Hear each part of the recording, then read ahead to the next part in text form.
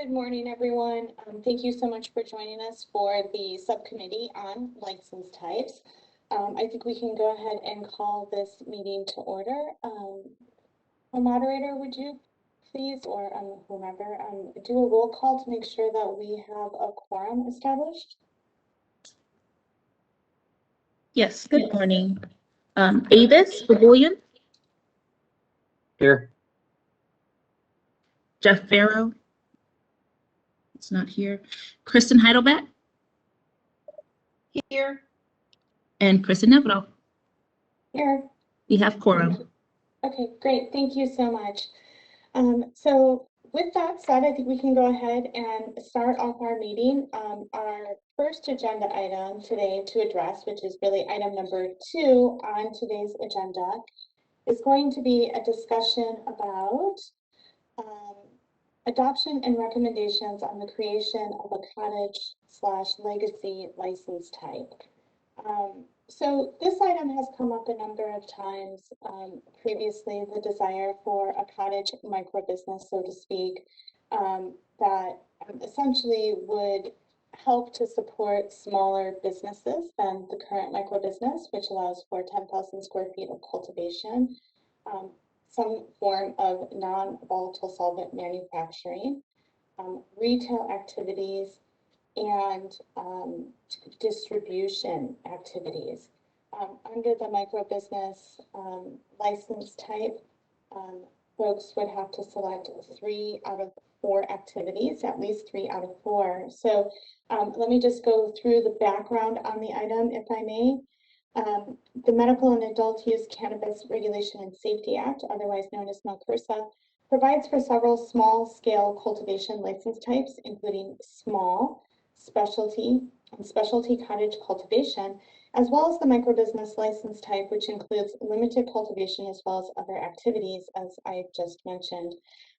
However, the licensing authorities have received feedback from stakeholders and members of the legacy cannabis industry that operated under Proposition 215 that the license types provided for in MCRSA do not address the operations of legacy operators.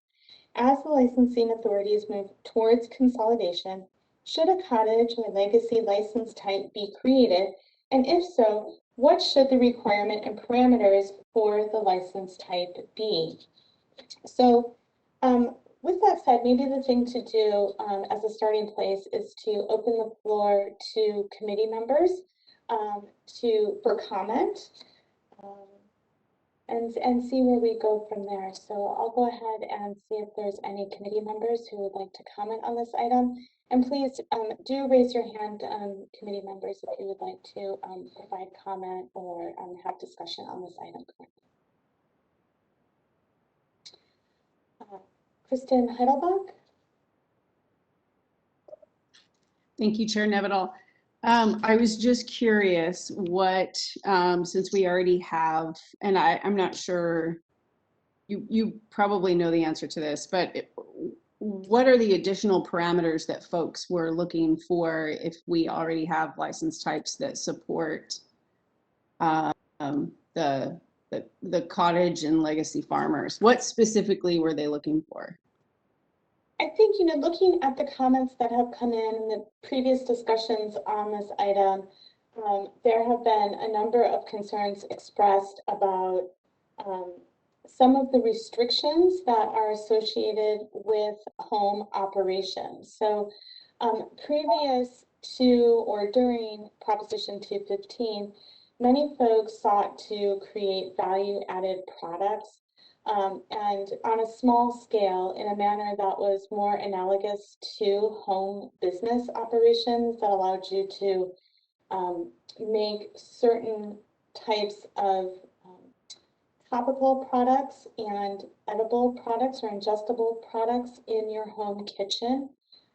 Currently, the Bureau's regulations do not allow for any cannabis activity within a residence, nor can cannabis activity be conducted in a location where someone may have to pass through a residence to access the area where, say, infusion would be taking place.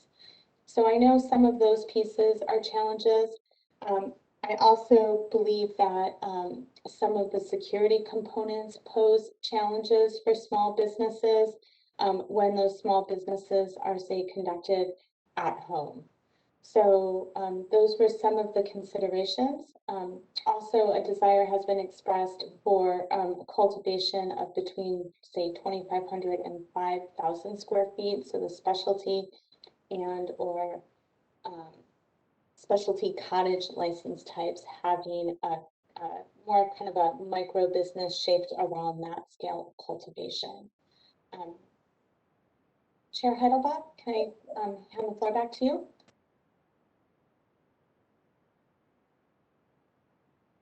Oh, thank you for that. I appreciate, I remember a lot of the discussions that we had, you know, just throughout the years actually in regards to this. So that is very helpful. Member Babulan, do you want to add to the discussion? Hey, this is Davis. Actually, I had the same question that Kristen had, and that explains it. I'm not sure about being able to take in commercial cannabis activities inside of a resident. That does open up a lot of different things, and it kind of takes away from the commercial nature of everything. I think that also is more, you got two sides to this. You got the manufacturing activities, and you also have the cultivation activities. And I think they're so distinct and different that they might also need to be treated separately. On the cultivation side, I can certainly understand the canopy limitation and restriction that comes with the micro license, and the fact that legacy operates, a lot of it is a lot more than 2,500 or 5,000 square feet for outdoor. For the manufactured product side, being allowed to bring it in-house into a residence, I'm not sure about that, but on the cultivation side, I do definitely see the need to be able to expand that for the legacy operators. They do have, especially when you get into the remote areas, they do have connectivity issues and internet issues, and some things can be done to address that. But overall, those are kind of the initial comments I have. Okay, thank you for that. And Chair Heidelbach, your hand is still raised. I don't know if you have additional comments or if you just haven't lowered it. Sorry about that. Nope. Okay, so yes, Ms. Heidelbach. That was a technical difficulty. Sorry about that. As I push the little hand thing, it's actually not going away. So just ignore me over here. We're good. All right, thank you for that technology. Well, seeing how we've had some brief introductory conversation, I think what we should do at this point is go to the public for public comment on this issue and see if we can hear some suggestions, concerns, and considerations from the public. I'd like to suggest that we open public comment up for 3 minutes for each individual. And so with that said, I'm hoping I can turn it over to one of the moderators to assist us with public comment. This is the moderator, and at the direction of the committee, I have opened the Q&A panel. If you would like to make a public comment, for reference, being displayed on your screen are instructions, but you will click the question mark within the square located in the lower right-hand portion of your screen and type, "I would like to make a comment." All comments will be addressed in the order they are received, and you will be provided 3 minutes and given a 30-second warning. With that, I do have an individual identified as Paul and Susan Hansberry. Your microphone has been unmuted. Paul and Susan Hansberry, you are unmuted. Hello, can you hear me? We can barely hear you. Okay, this is Paul Hansberry. Susan Tibbin is with me as well on the same computer. To address these, as you all know, we've been long advocates of this. The current micro business has unlimited. You get a building the size of Costco and purchase as much cannabis as you want and manufacture and distribute it, but you're limited by cultivation to 10,000 square feet of cultivation area.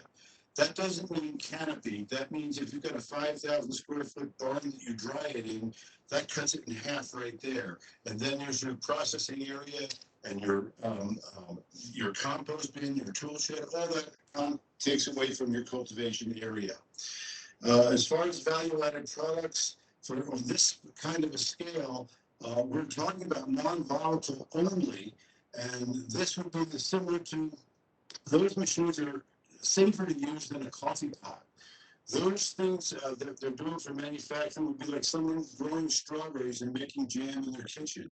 It's on a very, very small scale, and you don't have the same kind of issues you would for major manufacturers.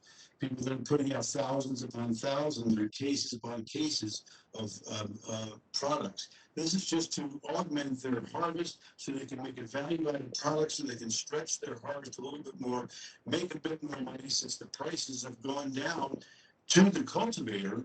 The prices have gone down at least, they're making it maybe half if you're really lucky, but a quarter of what they were making before. And so in order to try to make ends meet and supplement their income, a value-added product, if they so desire, should be a viable option for them. And also to be able to distribute and take it, develop a relationship with dispensaries of their choice. They don't necessarily want to be all over California, but if they can make enough money just with 2 or 3 dispensaries that they know the people and they've established a relationship with, that they should be able to take that and augment their income so that they can go on.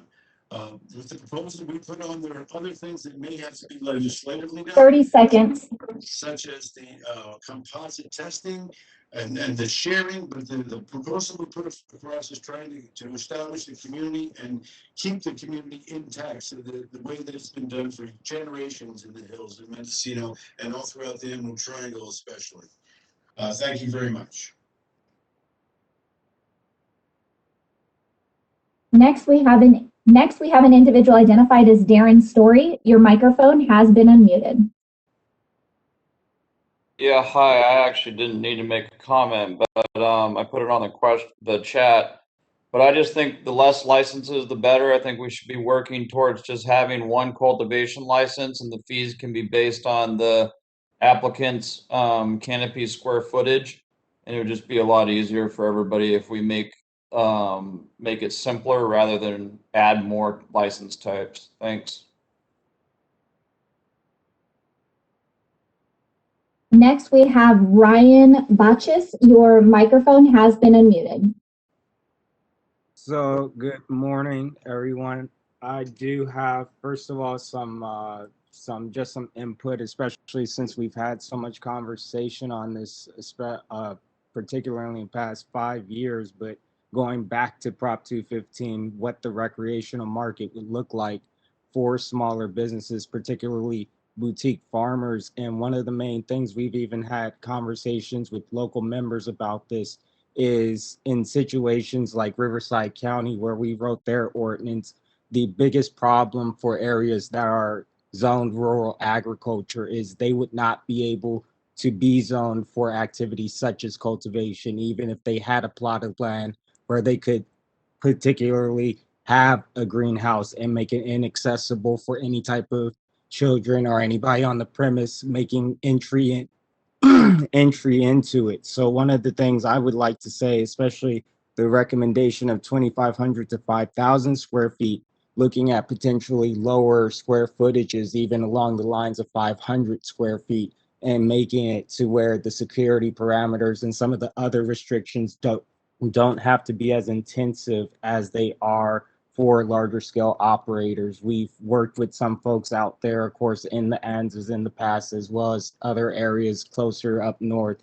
And we would like to be able to, of course, provide recommendations on this and really see, of course, from a grassroots perspective, what these smaller boutique operators would like to see, because even in Washington State, they have filed 4 bills to allow for cultivation at home to be sold as almost like a farmer's market. So this is something that is possible. It's done in every other sector, particularly food and beverage. There's no way we can't extend it to cannabis, especially making it more easy and more proficient for the smaller guys to get in and have a, at least something where they don't have to be as burdened to go get a whole building and risk all their life saving or their money on, of course, 10,000 and all these bigger scale operations. Thank you.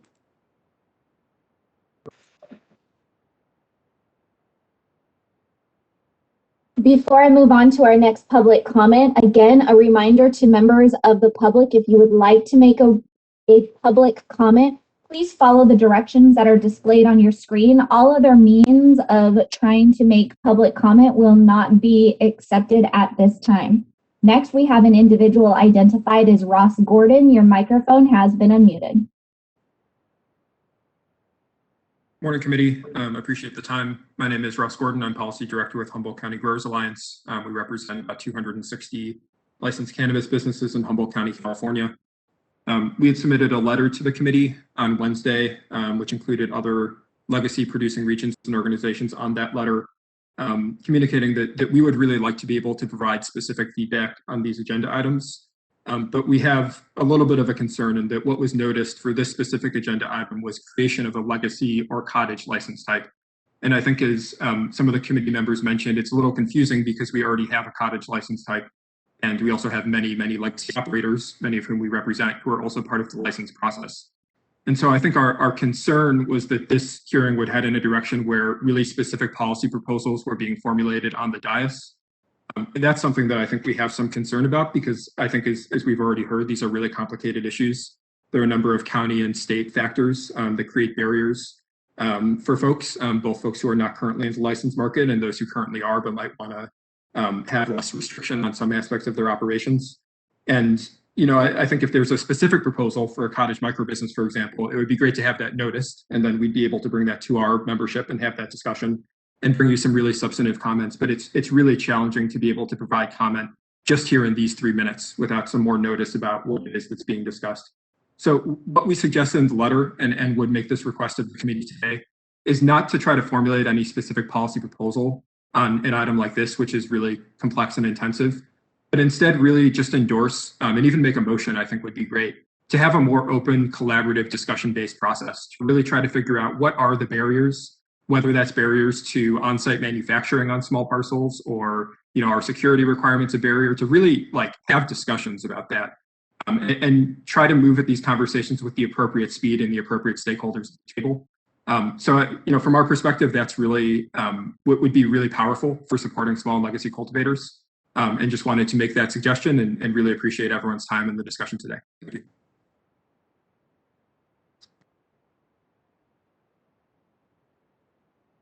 Next, we have an individual identified as James Anthony. Your microphone has been unmuted.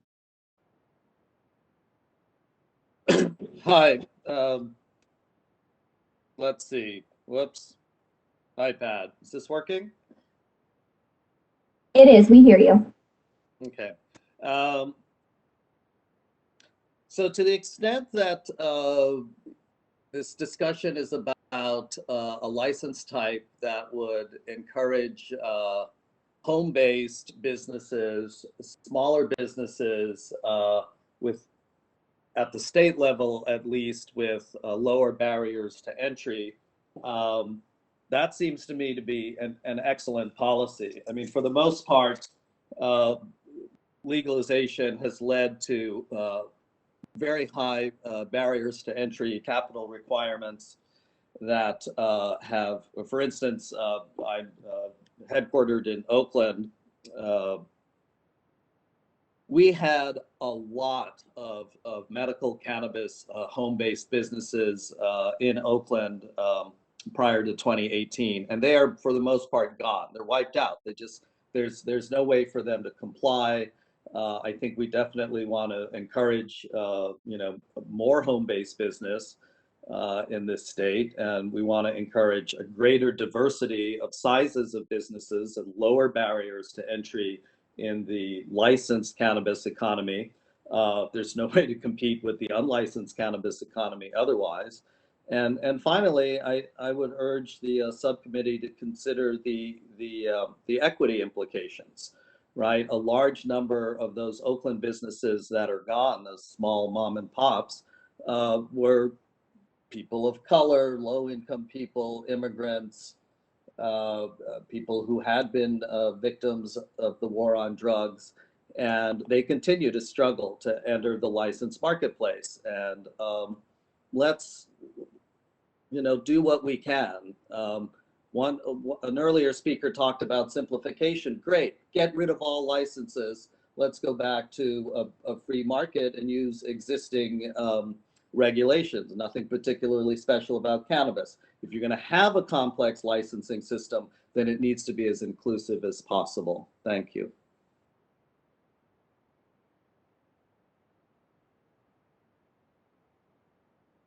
Next, we have an individual identified as Angelina Lasko. Your microphone has been unmuted. Hi, hello. I just wanted to state that I disagreed with something that the committee member stated, that saying that working from home and having a small business takes away from the commercial aspect of the commercial cannabis industry. I would disagree with that. Instead, I think it takes away from the small home business aspect of having a small business from home. And that, encouraging and making it easier for people to have businesses from home, considering that we want to live on the farm, is very important to integrate the two. And I don't in particularly understand how exactly what parameters this license and how it makes it easier. As someone that's applying for a small farmer license for 2,000 square feet, I want to know those parameters because I have a house that's old. It's going to be hard to retrofit and do these things to fall into compliance. So I want to know more details on how this is going to become easier for me. An example I thought was like raw foods and stuff. People can not be in commercial kitchens and still sell their product in grocery stores to the public. And that's kind of the same thing with cannabis from home. How are you processing or manufacturing this in the parameters that's still safe for the public? Doesn't necessarily mean it has to be commercial. There's other parameters that we can set forth that are already set forth that we can follow. And I think that some other public speakers have made some great comments that I think we should dive in deeper and have more of a discussion on this topic. Thank you so much.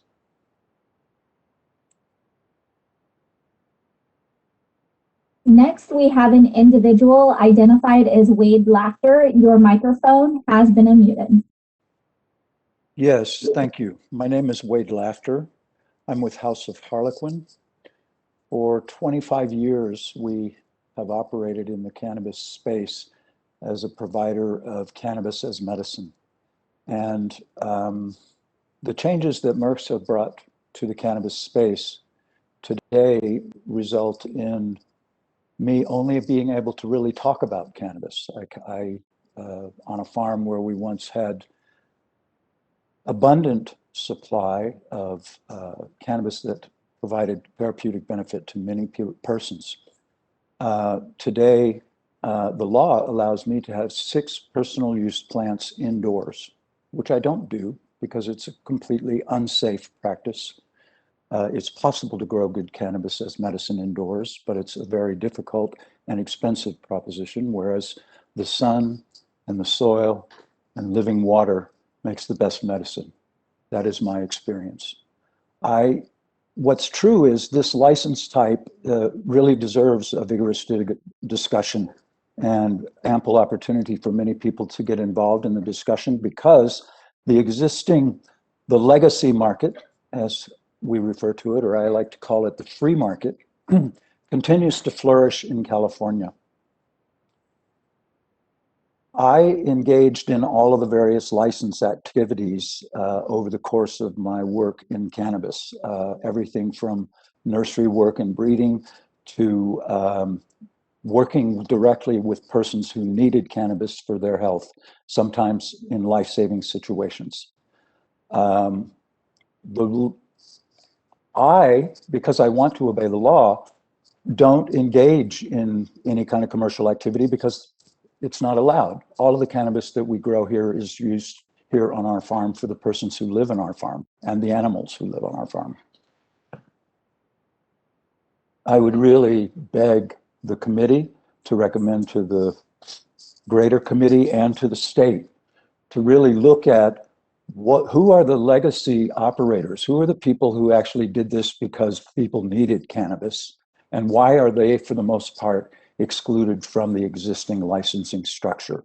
And until the licensing structure becomes more inclusive, 30 the seconds. legacy market will continue to flourish. And I thank you for your time in listening to my thoughts and feelings on this subject. Thank you very much. Again, my name is Wade Laughter, House of Harlequin. Thank you. Next, we have an individual identified as Paul and Susan Hansberry. Your microphone has been unmuted. Hello, good morning, everyone. This is Susan Tibbin, lovingly and legally. This is the moderator. I'm sorry. I'm going to interrupt. It is incredibly hard to hear you, Susan. If you could please speak up or change your microphone setting. How is this? It's a tad bit better, but you're still incredibly hard to hear. We're trying. Thank you for your patience. I'm going to try one more time. How is this? That is better. Okay, thank you. Good morning, everyone. We are two small farmers, as in 650 to 1,000 square feet. And we are emblematic of thousands of smallholders. We've grown fruit, vegetables, and herbs for a very, very long time. We use organic, best practice methods. We are absolutely water wise, and we have done this for decades. Prior to Proposition 64, we trained in county home kitchen protocols, the kind of home kitchen protocols that are available virtually statewide. We made value-added products, fruit relishes, strawberry jam, and cannabis-based medicine. For historic smallholders such as ourselves, we need a license that we can manage both financially and regulatorily. A sheriff spoke last week on a local radio station in Humboldt County, and he said the perception that these places where there's cannabis, there's a ton of money. Well, we're finding out that's actually not the case, and he spoke the truth. One size does not fit all, and the rules and costs applicable to giant operations are both punitive for small home kitchen operators such as ourselves, and they are incentivizing the continuation of the alternative market. We cannot survive either socially or financially without value-added products. And we strongly advocate health and safety protocols geared to the legacy smallholder, modeled on the numerous highly successful home kitchen protocols available statewide and actually recently adopted by New York State, who pretty much lifted our protocols. Thank you very, very much for considering this new license, which is a real micro business, not the micro business we have now. Something for home kitchen, small operators who don't necessarily want to be a giant corporation. We would like to stay home, do what we've always done, and contribute to our communities. Please help us do that. And again, thank you very, very much for addressing this issue. It is crucial. Thank you. Bye-bye.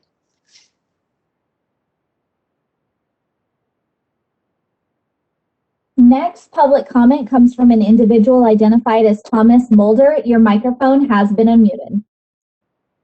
Hello, can you hear me? We can. Hi, my name's Thomas Mulder. I was calling, for me, if any of you panelists up there believe in the plant as being a true healing product and something that can heal people, the legacy operators did this for healing people, not just the money. It was a lifestyle, helping people, healing people.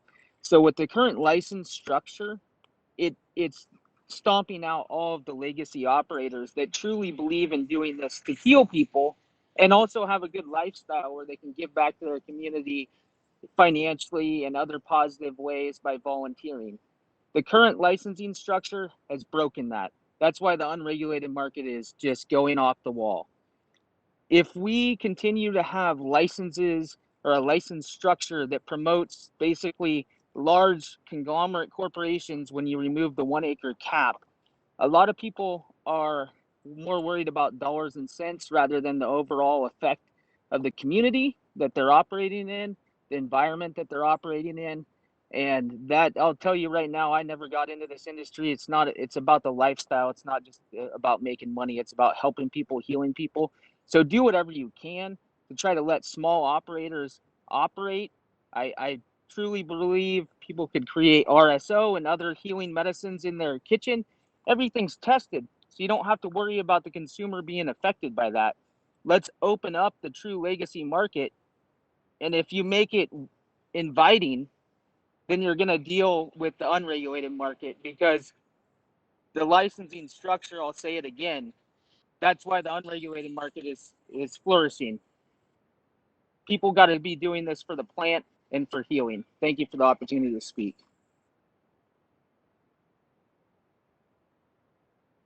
Next, we have an individual identified as Peter H. Your microphone has been unmuted.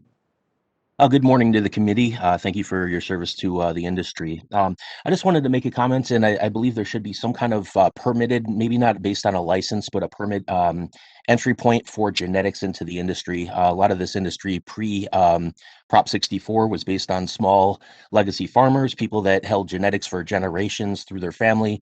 And I believe there should be some way that either clones or seeds could be generated at home. It wouldn't be something extensive as far as a license, but maybe just a paid simple permit where you could sell seeds, clones to a distributor who then could officially enter it into the market. Because right now I don't see any way of that happening. And what it's doing is it's basically locking these prized genetics between corporate paywalls, and it's not allowing participation to the farmers that have, kept these genetics for years and years. We are looking at not only a commodity, but we are also looking at a plant that can heal.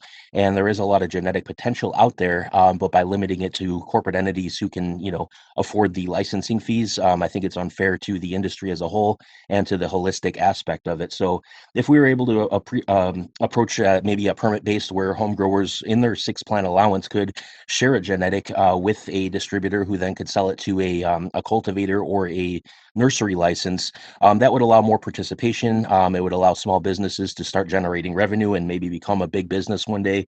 And it also would allow more diversity as far as the genetics within the industry. So I appreciate your consideration and thank you for the time.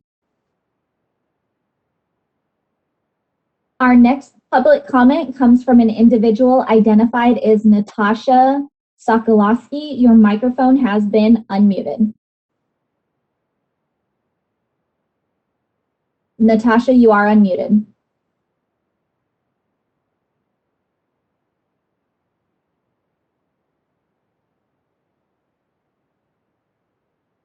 At this time, it does not appear we have any additional requests for public comment. Would you like me to close this feature? Could we possibly see if Oliver Bates wanted to comment? Oh, his hand was raised and he did. His hand is still raised. Is it possible to see if Mr. Bates would like to comment? Oliver Bates, your microphone has been unmuted. Thank you. Can you hear me? We can. Hello, board and Madam Chair. Thank you for your time on this subject today. My name is Oliver Bates, and I'm president of Big Sur Farmers Association and a regional chair of the Origins Council. I wanted to talk today just a little bit about the situation in Monterey County. The way they've interpreted the microbusiness or cottage licensing type is to fit commercial types. So by definition, anything over 6 plants is a commercial activity. And the pricing of our permits and the level of extraneous process involving 11 agencies is the same price in the same people on the micro business level as well, and literally costs the same as a 40-acre greenhouse canopy. Anything over 6 plants, mind you.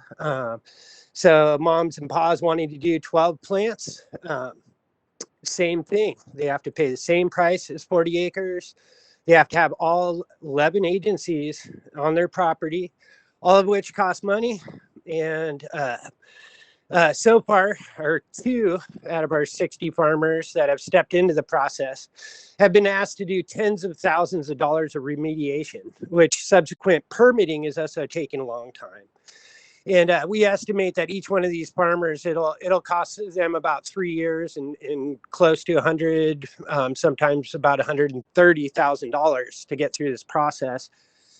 And due to this new process, we have a pilot program just for cottage, just for outdoor, to save Big Sur.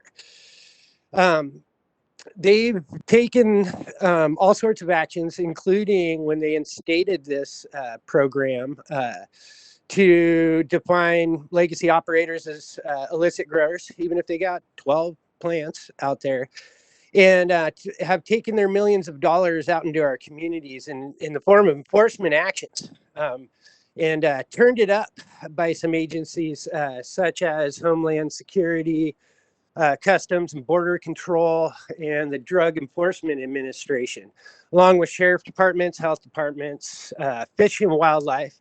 And typically what they do is they hold felonies over the heads of these people. And on general, they have a buyout policy that costs a little over $100,000. And to sum all that up, we spent about 1 year, more or less, out of the war on drugs. Even with medical, we experienced horrible things. And now for the last 2 years of this Prop 64, we're right back into the war on 15 drugs. seconds.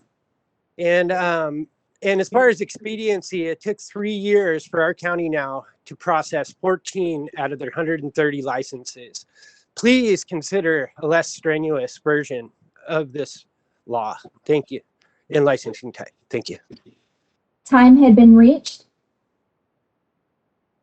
Natasha Sokolowski, her microphone currently isn't working, but she did type it into the comments. So I would like to read her comment. She's asking, do the combined agencies intend to be flexible in their enforcement actions to segue unpermitted producers and operators, etc., to encourage legal business to benefit civilians and communities? Our next public comment comes from an individual identified as Janine Coleman. Your microphone has been unmuted. Hi, good morning. My name is Janine Coleman. I'm the Executive Director of Origins Council. We represent 500 members in 5 rural legacy producing regions, predominantly small licensed legacy farmers. I appreciate the opportunity to comment and the initiative of the committee to take up these issues. In terms of the legacy cannabis community, which was operating under state medical cannabis law for 20 years prior to legalization, one of our most valuable group of stakeholders, the home cottage scale manufacturers, are the primary group of stakeholders that have been left behind under the current licensing scheme. The reasons for this vary, and in many regards relate to the implementation and cost challenges around rural land use regulation and state licensing requirements. Given that we're on the precipice of a wholesale restructuring of the state's licensing and regulatory structure, we see a tremendous opportunity to address fundamental reforms that would broadly lower barriers to entry for cottage rural operators, for urban equity operators, frankly, for all operators.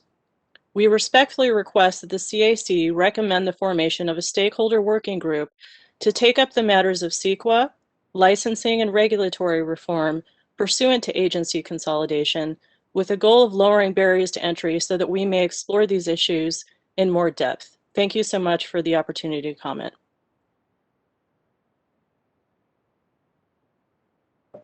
Before I call our next public comment, will Oliver Bates and Hannah Nelson please lower your hands?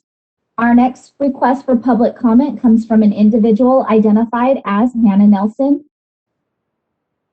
It does not appear, Hannah, you have an audio connection. If you would like to make a public comment, you can go up to your audio and video tab at the top and select a way to call in.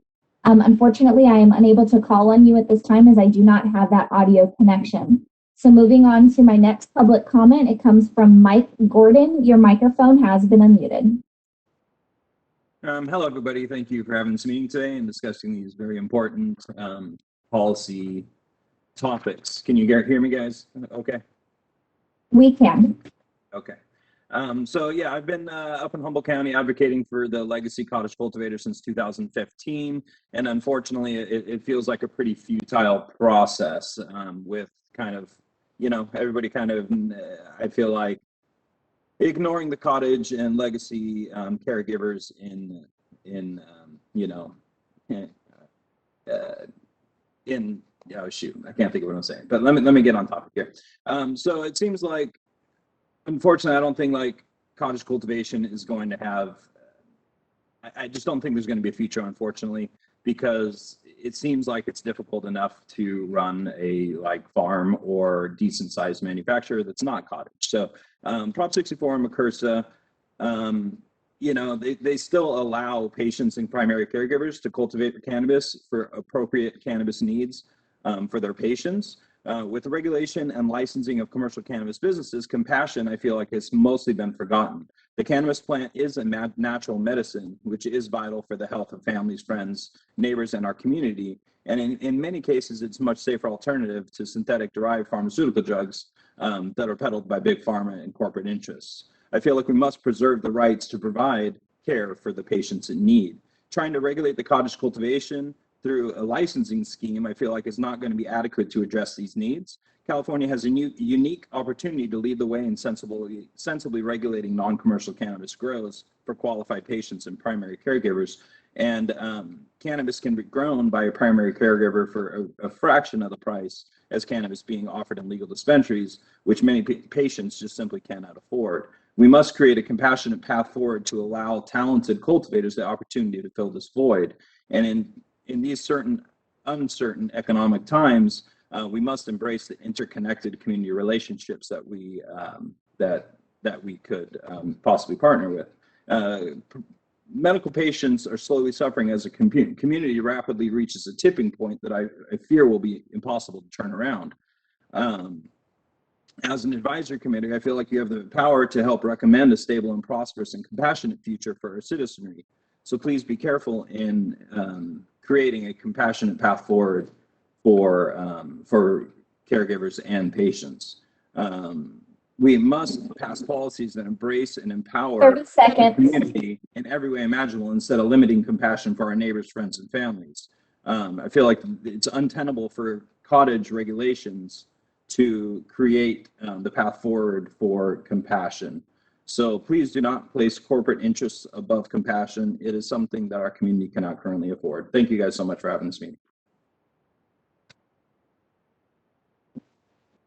As a reminder to members of the public, if you would like to make a public comment, for your reference, being displayed on the screen are instructions to do so. Please click on the question mark within the square and type, "I would like to make a public comment."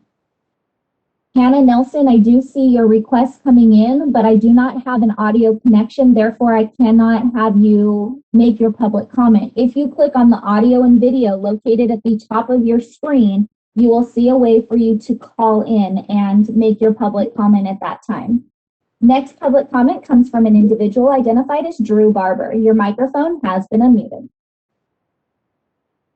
Hello, thank you so much for making the space here. My name is Drew Barber. I'm a 10,000 square foot full season cultivator in Humboldt County. Just kind of want to underscore some of what's been said both by Ross Gordon and Janine Coleman and some of the many of the other public comments here. I think what we can be clear about is that there's a lot of barriers to entry, and those barriers to entry are causing a lot of folks to not participate in the marketplace, and it's actually driving a lot of folks who have been participating in the marketplace.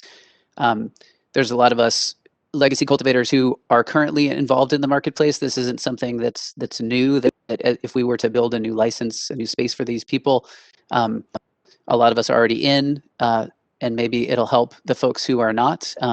But I would caution that because the process is a little bit broken. It's such a complex issue, as was mentioned by both Ross and Janine. There's going to be there's a real need for some better public conversation about this, because it is so complex, and untangling these complexities is really going to take a lengthy conversation with the individuals who are affected. And I don't think this process is really built to do that, as far as I can tell. So just saying, if this new license type or modified license type, because microbusiness does already exist, but it's a bit broken or extremely broken. If it was to get approved, it still probably wouldn't provide the solution that we're hoping for here, which is to lower the barriers to entry. There's many other solutions that might cause that, but in the meantime, this might just be a distraction that's going to take a lot of time and not actually provide a solution. So I hope that we can modify the process so that we can actually come up with real solutions. Thank you so much for your time.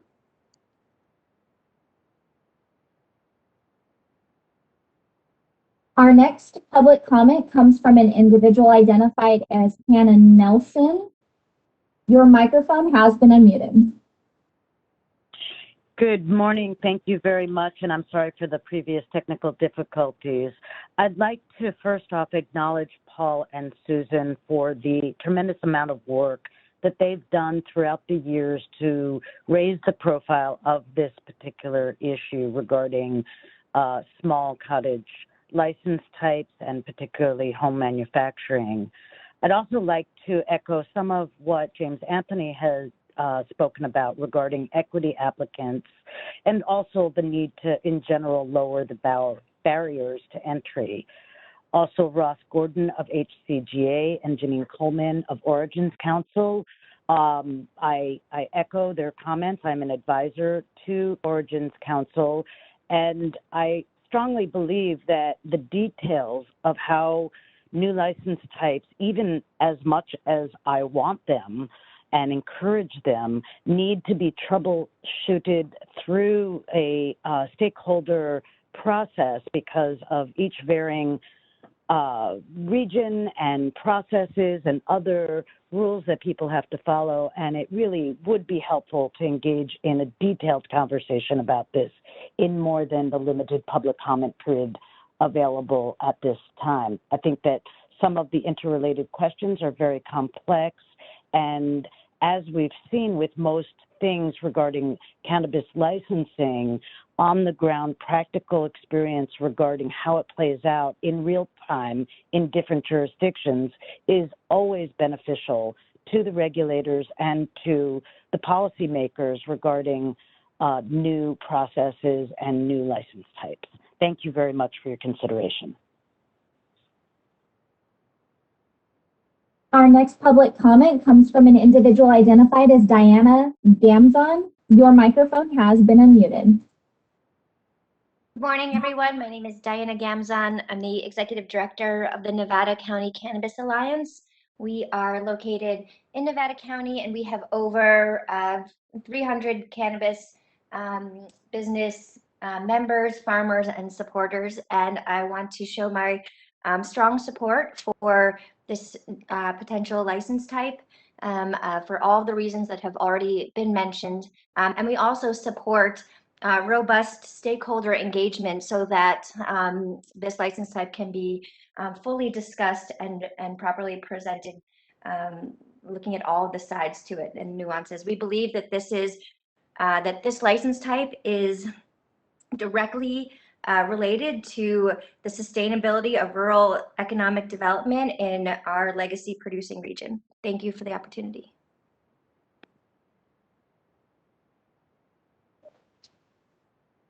Madam Chair, would you like me to address the hand raise? Yes, please, and thank you. You're welcome. An individual identified as Richard Miller, your microphone has been unmuted. Thank you. I'd like to thank the subcommittee for moving forward on this. I think it's very important that we move forward. As a person that's been in the compassion aspect of this industry for the last 25 years, it's very important that we keep in perspective what we have done with the medical patient regime. As I agree with Wade Lester, there is people like myself out there that have been working with these patients, and they've been doing it for compassion and an altruistic aspect. And as we move forward, we must consider them, and we must consider an avenue for them to move forward so we can continue to do our work. I find it extremely difficult to help with patients now, as it's unavailable to us to provide this medicine at no cost. What this does do is gives us the ability to move forward in a positive direction. And as we move forward, we must think of those people that have provided the compassion to those patients, to give them the opportunity to move forward, not only to help with the patients that they've helped with in the past, but to be able to help them move forward into this industry and give them the ability to bring their products to market. Having worked with and in those patients in the retail business for 10 years, I've seen a significant amount of therapeutic medicine that has been lost. And we need to bring those genetics back. We need to give them a way to move forward in this industry.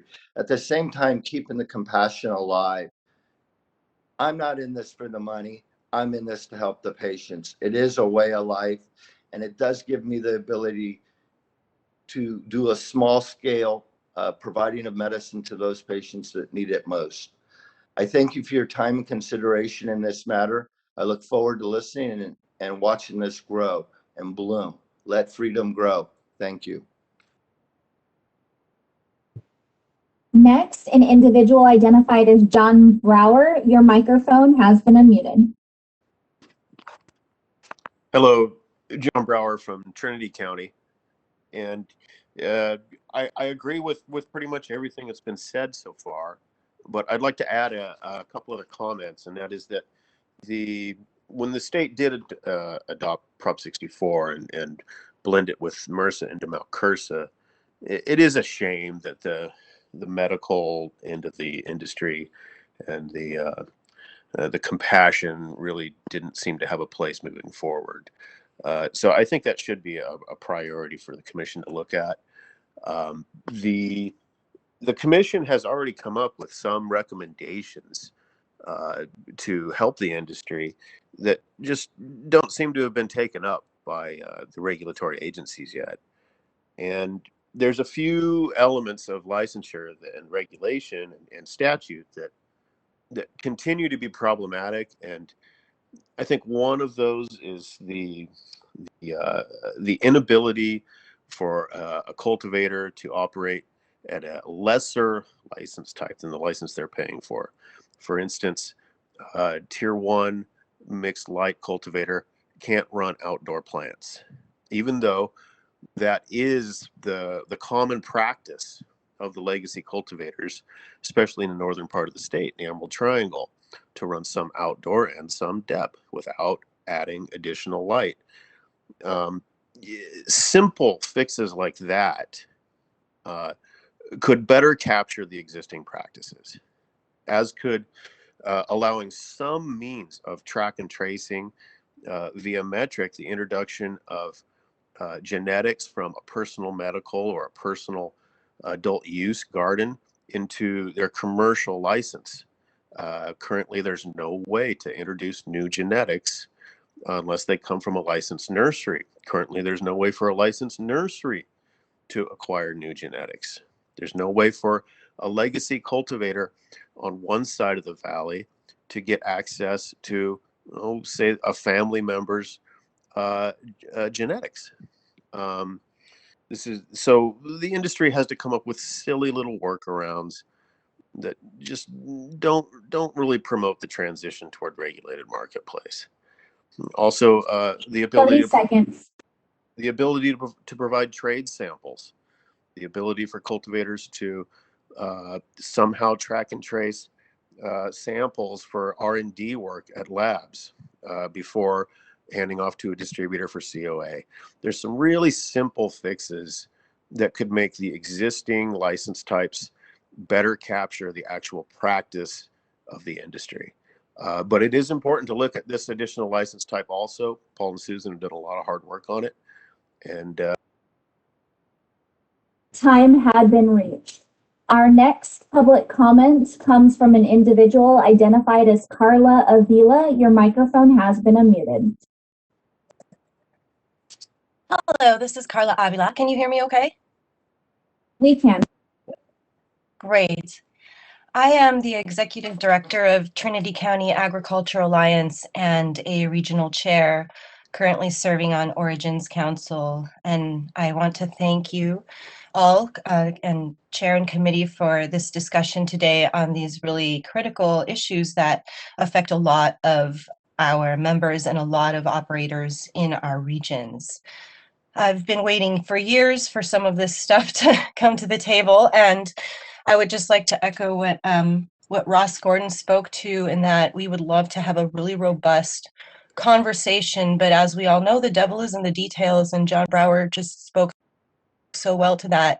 We know all too well in Trinity County about how the small legacy operator and a traditional family farm model has been really just thrashed about by this regulatory system, and there is just no other way to put it. It has been brutal, and we would like to see traditional family farms that are diversified and that have legacy genetics and you know, some cultural heritage and intellectual property that is just of such precious value to our local rural ecosystems and economies that we just can't bear to lose, and we will continue to fight until it is accomplished. I would really love to see a really fair and broad stakeholder input. I think a lot of the issues we're facing, like the fact that our legacy genetics can't get into the marketplace legally, and there's just so many little things. But if we had really had a robust due process coming into Malcursa and Prop 64 from the people who are being affected directly by this regulation, I think a lot of this would have possibly been avoided to begin with. But nevertheless, it's very harmful to our communities and our counties and our economies, and we would really like to see this move forward with really robust stakeholder input and a lot of discussion around the details before we move forward with anything, because there's a lot of local land use issues where I personally feel I'm really in line with my local land use, but I'm in RR, and it's, as we all know, it's a whole rabbit hole. It's not in the general plan. There are so many details in the layers, and peeling off the layers of this onion has been really just eye-opening, in that we need to dig further, and we need to be very robust about the process in which we go about regulating ourselves. And I feel like lack of due process is really a significant risk, and I just hope we will not. Time had been reached. A friendly reminder to Richard Miller and John Brower, if you could please lower your hands. With that, we have no additional requests for public comment. Would you like me to close this feature? Yes, thank you, moderator. You're very welcome. Feature has been closed. Okay, great, thank you. And then I just wanted to make mention that it looks like Committee Chair Farrow has joined the subcommittee. So welcome to our subcommittee proceedings, Chair Farrow. Thank you. Excuse me. Yeah, no worries. So I appreciate all of the public comment and recognize a lot of new voices and names in the public comment today. So thank you for joining us for this meeting, this subcommittee meeting. I do want to just make mention that the California Cannabis Advisory Committee was established in statute as a forum to hear from the public, so that we would have a body that could make recommendations to the licensing authorities regarding sensible regulations, how to reduce barriers to entry, so on and so forth. We convened the subcommittees with the convenience of when we started the Cannabis Advisory Committee in 2018. In that initial year, we developed subcommittees for all of the various license types. And this specific issue, micro-businesses and the variations of a micro-business, has been something that we've been hearing repeatedly since those early 2018 meetings. So this topic specifically has been brought forward it seems like at just about every meeting that has happened, it might not have been agendized, but it has also been agendized a number of times. And we have had numbers, substantial numbers of years where we have had micro business subcommittees. I think it would be maybe helpful for the public, or I'd like to just recommend that folks take a glance at the Bureau's website, bcc.ca.gov. If you go through to the general information page and into the CAC page, you'll find the reports from the last 3 years and the recommendations that have been brought forth by each subcommittee. Those recommendations really do, I think, speak to the amount of conversation the committee has had about these issues, about barriers to entry, micro businesses, and the need for some variation thereof. But with that said, I do want to bring a couple additional items up. You know, amongst what we've heard repeatedly from folks around micro businesses is the challenge in fitting these activities, cultivation, some form of manufacturing, some form of retail and distribution on properties that are zoned appropriate for agriculture. This has been incredibly challenging, I think, especially for cultivators that are on agriculturally appropriate lands and oftentimes conducting outdoor or mixed light type operations. And I think this has been somewhat at the crux of how we've ended up losing a lot of our smaller businesses that existed during the days of Proposition 215, where a lot of our cultivators were working from home. With that said, I don't know that we need to have all of the answers today as a subcommittee, but I do feel pretty strongly that items that have come up before to try to fix some of these barriers are worth noting and discussing further. And so some of these items do include the need to figure out how we can allow some form of medicine making and product making at home. Maybe extraction is not the most appropriate opportunity for consideration when discussing a cottage micro business that would have a home business opportunity to it.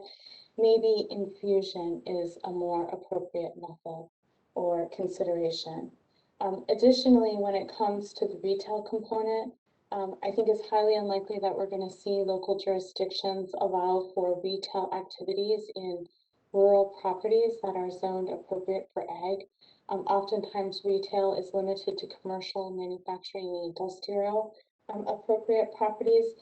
But we also have this event opportunity. And what we saw, just like in cannabis, just like with other small farmers, is that prior to Proposition 64 and the regulations that were developed around Malcursa, small farmers often brought their goods to farmers markets.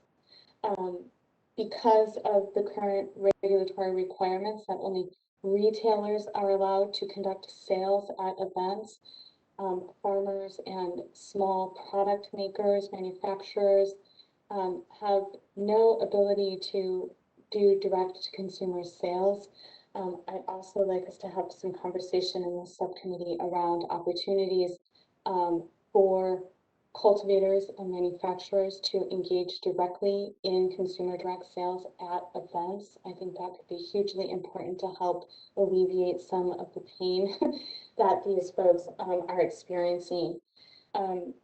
So with that said, I would like to see if there are any comments, suggestions, or recommendations from the fellow members on the subcommittee today. So I'd like to turn over the floor to see if we have suggestions or more conversation to be had amongst the subcommittee members.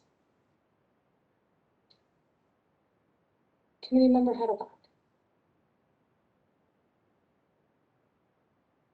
Thank you, Chair. I was asked to turn on my camera, so I'll go ahead and do that. I also wanted to thank the public, everyone who added It's different when you're boots on the ground, when you're, working in some of these spaces. So your views are very important to the subcommittee and to the CAC. So I just appreciate everyone taking time to spend a few moments with us and help us understand what you're going through. I am with Chair Nevedal in that I think it's a good idea to have discussions on some of the items we have on our agenda without necessarily taking action.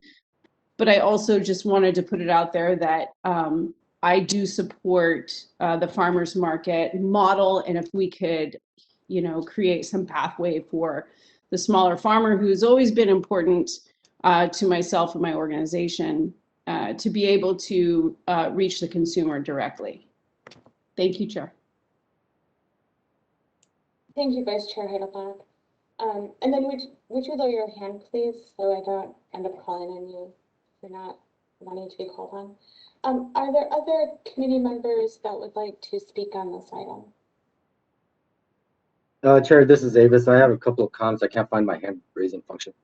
Please, Avis, you have the floor. I want to make a couple of comments. Generally, a license authorizes an activity. It's not the business. So when we're looking at all these different license types, we have to look at what is the activity that we're looking to authorize. There's a lot of conversation about free market and allowing for free market to drive a lot of this conversation. Regulations, the more regulations you have, the less of a free market you have. Regulations in general don't favor the small guy. Regulations don't favor the legacy operators. The more regulations you have, the more restrictions you have on what you're allowed to do and what you're not allowed to do. If the intent is patient access and legitimate caregiver protections, we should be thinking about a license that sidesteps the commercial aspect of the industry, of the supply chain, where the cottage license gets to address a lot of the patient, a lot of the caregiver issues, but also the restriction and limitation becomes they're not participating on the commercial side of the industry. So when we're looking at increasing or adding more regulations, for instance, one of the things that were brought up in public comment was the contiguous premises discussion. If you were to take that away from the micro business license, consider and keep in mind that the micro business license intentionally, the intent of it was to allow the existing legacy operators that were vertically integrated to be able to participate in the industry. If you take away the contiguous premises requirement, now as much as it benefits the legacy operator, it exponentially more benefits the, call it quote unquote commercial and corporate entities, because what limits a commercial operator from having a grow operation in Humboldt, having distribution in Southern California and LA, having manufacturing in the city that has a low manufacturing tax, kind of like a Desert Hot Springs. So when we're looking at all the stuff, it's very important to be very specific in what is it that we're looking to address. And once we come up with a solution, looking beyond the immediate effect of it, looking beyond, okay, it benefits us, but who else does it benefit? What's the second-hand and third-hand consequences of a lot of these decisions? So that's why in large part, I kind of tend to favor less regulations, let the free market take over, authorize the activity as broadly and generally as possible, but let the consumer, let the patient, let that dictate what the industry actually looks like when it's all said and done. Thank you for that, Member Boboyan. Anyone else? Member Burrow, please. Yeah, thank you. And I can't find my hand raising, and I'm traveling to the airport. So, I'm glad we were able to get this on the agenda. You're right, as Chair Nevedal said, is that this has been a topic of discussion since the first day we met, actually. I think we met on November 17th of 2017, to be honest. We were sworn in and were provided, a draft regulation in which we started to talk. And from the very first meeting in 2018 and, to our meetings in Eureka and other places, we've had subcommittee meetings to address this. And it's an oxymoron, right? There was no limitation on the size of the manufacturing. There was no limitation on this size of retail or distribution, but there was this size on canopy. But when you look at I call them legacy farmers, the Emerald Triangle group that really started a lot of this years ago. And, there's small farmers all around this state. They were kind of cut out because of the regs, and we need to find a way to incentivize them. I also think it's a social justice issue. A lot of the people that are, looking for these small family farms are, have been impacted by the war on drugs in some way, fashion. There may be women or people of color who are trying to enter this market, and because of the cost of entry now, it's really difficult. And so we need to find a way to expand the opportunity for people to join this, opportunity. And not, I heard several people say they're not looking to get rich, they're doing it but they should be able to make a living, right? Nobody should have to do something that's for the good of others and suffer a consequence as a result. So I thought it was really important that we talk about this today. You're right, we may not have a specific recommendation, but I think there's a record. And I think hearing, the amount of interest, and like Chairman Nevedal pointed out, there were several people today that chose to participate in this, that have not been participating. And hearing these new voices and hearing their comments are really important for us to know what needs to happen, or at least have an idea of what people would like to have happen, and to inform the licensing agencies. Now is the time to do it. And it was really important that we talked about it. So like everyone on the committee has said so far, we support this, and we need to find a way to make it work. And I think the agencies have been provided a lot of data and a lot of public comment that will help them in that decision. That would be it for me. Great, thank you for your comments, Chair Farrow. Okay, so a couple of thoughts I have here. I'm not determined to make recommendations, nor am I dissuaded from suggesting recommendations today. I do want to just also clarify and acknowledge that any recommendation made during a subcommittee, any subcommittee, would be brought forward again in front of the entire Cannabis Advisory Committee when we meet in full on May 25th. So, and then again, in that meeting, should a recommendation come forward from a subcommittee, there would be additional time for public comment. So I just wanted to make sure that folks were well aware of the processes that take place. And not only would there be time for public comment during that meeting on the 25th, there would also be time for written comment to be sent to the Bureau, which does get to the committee members in full for review. Some of my thoughts today are that we might want to consider not necessarily shaping a new type of license, but making recommendations for the types of considerations that should be allowed by license holders, whether it ends up being established as a new license, right? We have heard a number of times that the micro business, as I mentioned before, just does not work in all land use settings. And then I think that to the conversation about barriers to entry, our next item on the agenda is about CEQA reform, and I do feel like that is probably at the crux of a vast majority of the barriers to entry, especially when we hear from the public about the cost of local permitting. So with that said, I'm wondering if we have any subcommittee members today who would like to consider a recommendation to the licensing authorities recommending that they consider developing an opportunity to allow for direct-to-consumer sales so that manufacturers and cultivators again have an opportunity to participate in direct-to-consumer sales opportunities without also having to obtain a retail license. I also would like to acknowledge, and I think it's a very important point that has come up multiple times that I didn't speak to earlier, the inability for cultivators to move genetics from their licensed cultivation site into the nursery and or retail marketplace. And I don't know exactly how that would work, but I do feel like what we've created here in California, having nurseries be the sole entities to bring genetics to the marketplace, whether that's to a licensed cultivator or to a retailer, has created a closed loop of genetics, meaning that we aren't going to see the growth or expansion of genetics and creativity within that loop unless we can engage the cultivators who are also conducting breeding experiments and stabilization on their farms.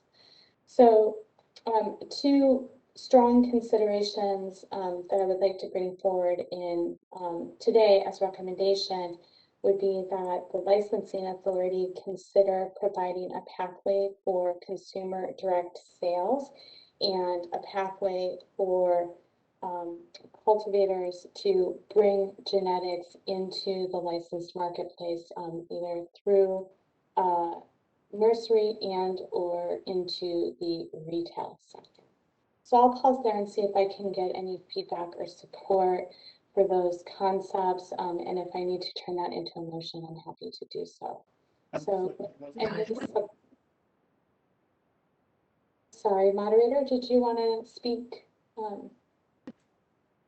No, you clarified. I just didn't know if that was a motion or if recommendation. So, okay, thank you so much. So, would any of the subcommittee members like to speak to the suggestions I've made, or ask questions, offer support, perhaps?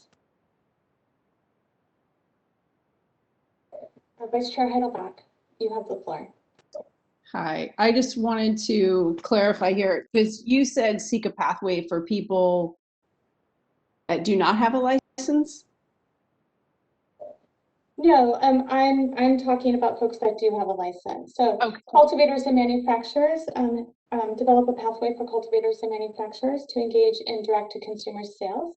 Develop a pathway for cultivators to bring their genetic stock into the retail marketplace, whether that's through a nursery and or a retail entity.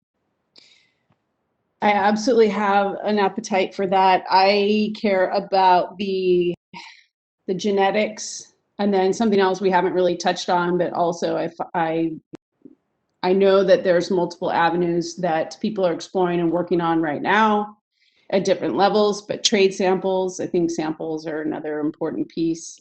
And then I'm calling it a farmer's market. I know you're just calling it business to consumer. So I can definitely get on board with that too. I just wanted to clarify. I misunderstood. I thought I heard non-licensed. So I wanted to make sure we're talking about licenses. We're going to unravel everything. I appreciate it. Thank you very much.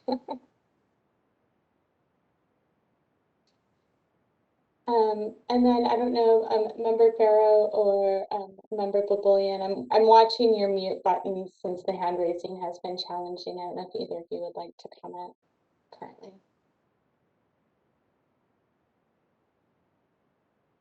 So not seeing any, oh, go ahead, please, Chair Farrow. I think I saw you unmute. I am fine with any license modifications that make the industry flow better but protect the consumer at the end of the day, right? I want to make sure that anything we're doing builds confidence in the industry. I want to make sure that consumers trust the quality. I want to make sure that the industry, with all the struggles under the regulated market, are streamlined to a point where they don't have any additional hurdles that another business might have that might be dealing with a substance that is considered a controlled substance. Our liquor stores seem to do pretty fine. Our drugstores seem to do pretty fine, all of which are considered controlled substance. So we need to figure out a way to either with the existing licensing schemes that we have or creating new licensing schemes to make it better for the consumer, better for the operator, and work for the state. Because at the end of the day, those three things all need to be addressed. So.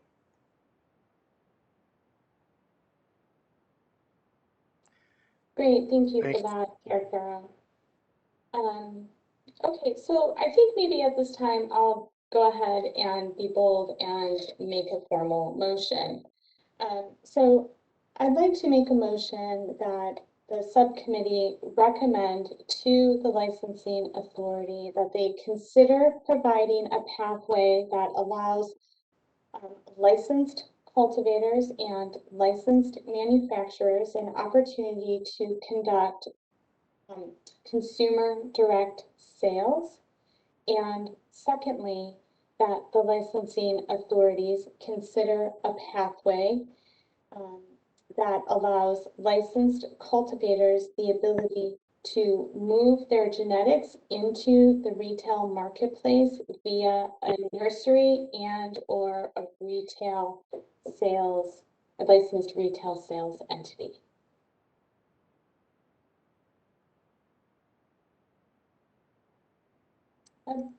I'll second that motion. Thank you, Chair Farrow. And then, Ms. Gardner, if you were trying to speak, it looks like you're on mute.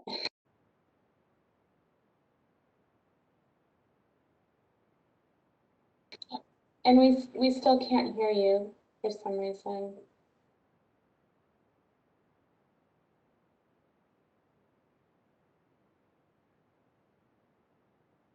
She's going to move over to another computer. 1 second.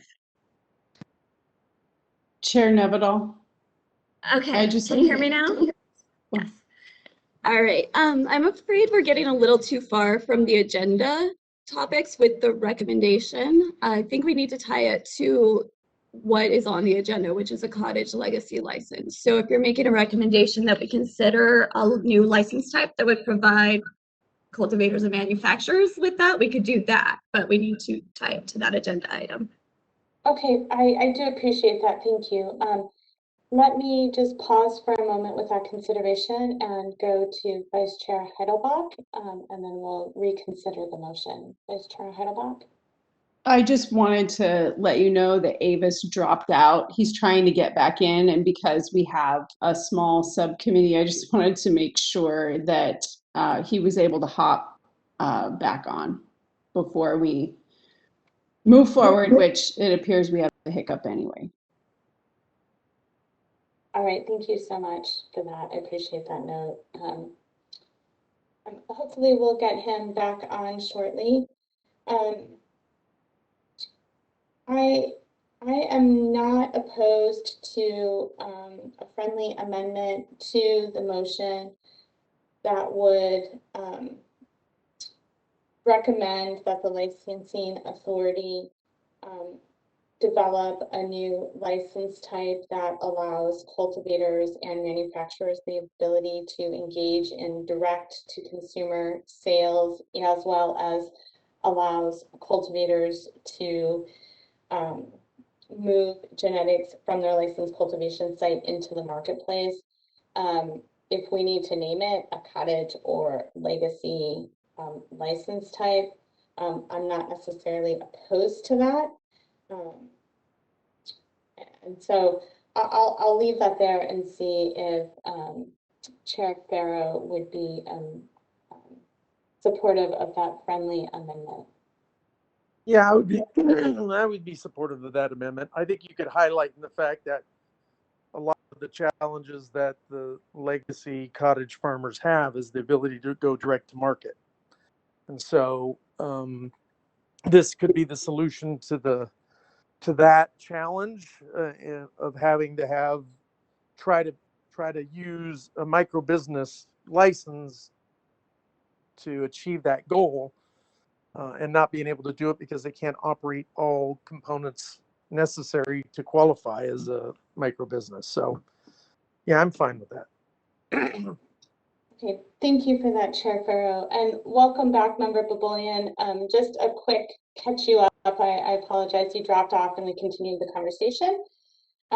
I had made a motion to recommend that the licensing authority consider a pathway allowing direct-to-consumer sales from licensed cultivators and manufacturers, and also consider a pathway that would allow licensed cultivators to bring genetics into the marketplace, either via nursery and or retail sales opportunities. However, legal thought it best that we tie that to a license type. Chair Farrow seconded the original motion. We subsequently made a friendly amendment to the motion to include the name cottage and or legacy license type. And we could ask the court reporter to read the motion back. But I wanted to give you an opportunity to speak to it now that you're back and just catch you up to speed, so to speak. So I'll pause, and if you'd like to make a comment or ask questions, please do unmute yourself.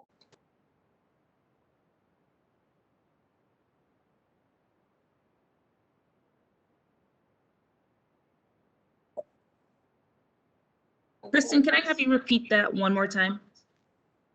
Sure. So I believe the motion on the floor is to recommend that the licensing authority create a new license type that could be called a cottage or legacy license type that would allow for cultivators and licensed manufacturers to offer consumer direct sales, and licensed cultivators would provide licensed cultivators with the opportunity to move their genetics into the marketplace, either via a nursery and or a licensed retail. Chair Farrow, does that sound like the motion we had been speaking of?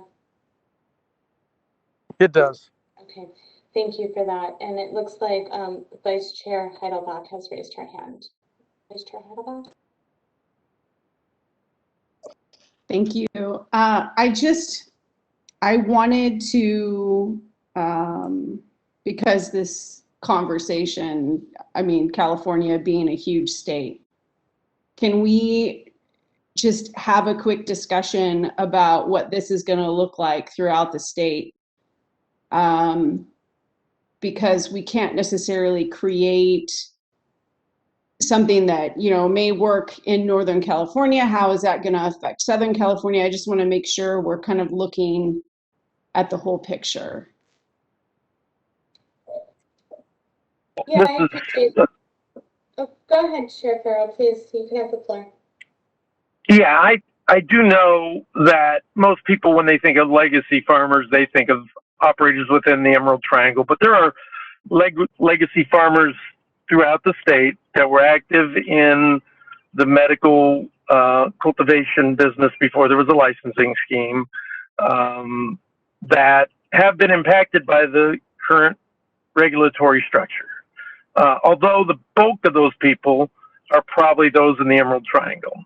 So one, there's that. I think the other thing that we need to make sure, because we didn't talk too much about if there were any criteria to define them at either legacy or by size or sales or location, or whether they meet any protected class or anything of that nature. And so I do hear exactly what you're saying, Vice Chair Heidelbach.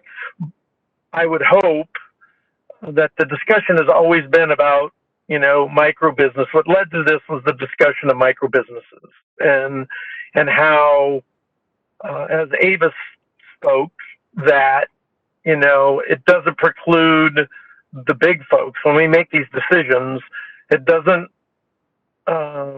ensure that the multi-state operators don't gobble all of these up and put small farmers at a competitive disadvantage, and small manufacturers, whether that's through titration or whatever, or extraction, doesn't put them out because there's this direct-to-consumer piece.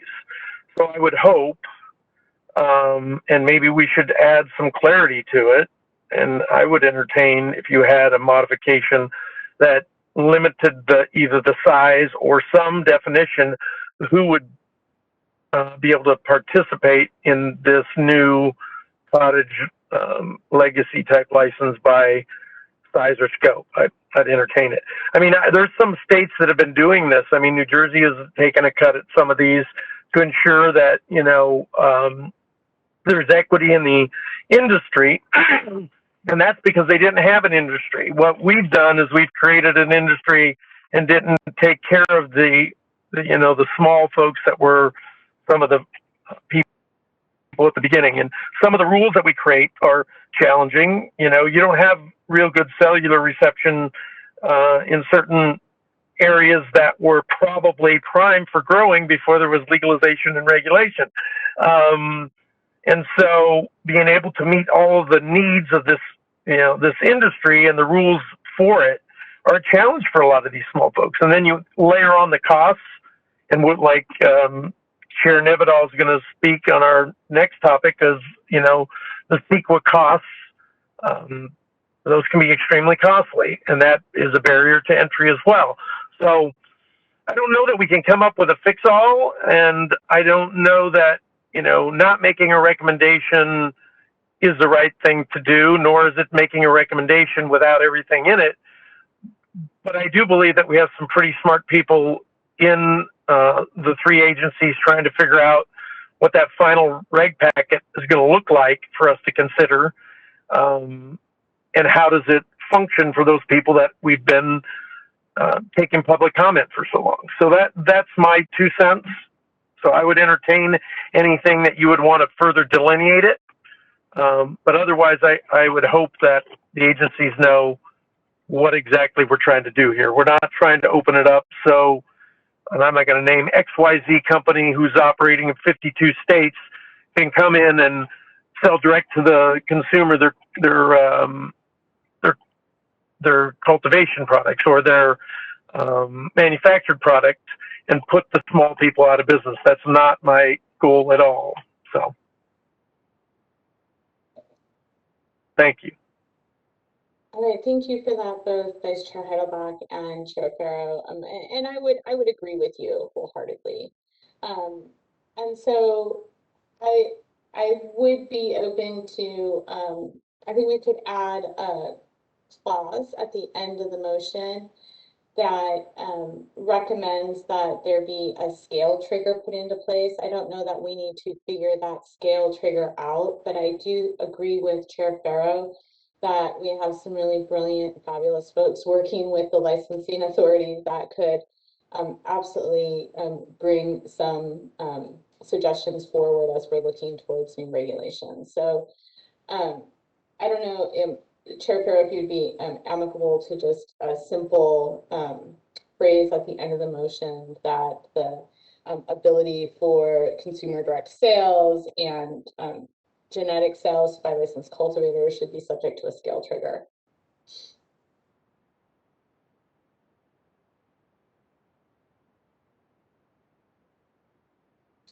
Chair Farrow, I don't know if you heard my suggestion. I did not see you unmute.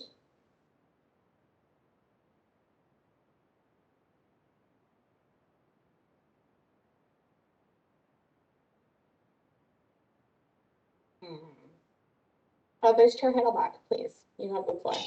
He's probably going through security at the airport right now. He said he was on his way. At any rate, I support that. I just want to make sure that, and this has already been said, so I don't want to beat a dead horse, but the micro business model kind of failed us in that, we've got a cap on cultivation, but the rest of it is wide open. So I would definitely support some kind of mechanism that locks this in for the smaller legacy folks. Thank you for that. And Chair Farrow, it looks like you are back and off mute. I don't know if Well, I was talking about difficult signals in different places, but even down here on the flatland, we have difficult signals from time to time. So I am back. Yes, I support that. Okay, thank you so much for that. So if I may go to the moderator, would you need clarification on the motion at hand? Would you be so kind to read it back to us? Or? Yes, please. I will read back what we have, and then you can clarify if we have captured that correctly. Thank you. So we have recommend that the license authority create a new cottage legacy license type that allows cultivators and manufacturers to offer consumer direct sales and also allow cultivators to move their genetics into the marketplace via nursery or licensed retail sales. at the end you added this license type should be subject to a scale trigger. That sounds correct to me. Thank you. Do we have any, Chair Farrow, you unmuted again. I was just going to say, and I seconded that, so. Thank you, appreciate that. So any additional conversation on the motion at hand? Yes, Vice Chair Heidelbach, please. Just one last thing. So if we are creating a separate license type for someone to participate in a consumer business to consumer model, is this going to lock out the other existing cottage farmers that already operate in this space? Do they have to choose one or the other is what I'm asking. I think that's a really great question. And because we're dealing with, how do I say this, a regulatory framework that has very bifurcated license types, I would think that you would have to declare what license type you want, right? So you would have to choose to be, just like you have to choose to be a micro business or a small cultivator, distributor, and retailer, right? I think you would also have to make some choices around this type of a license. I don't know how we would get around that. But go ahead, please. No, go ahead. I'm sorry. But I also feel strongly that it's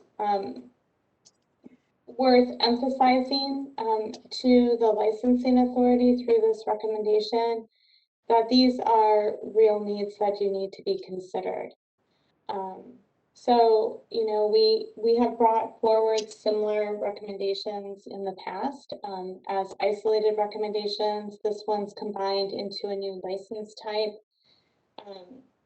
Sometimes our recommendations are moved forward and sometimes they aren't.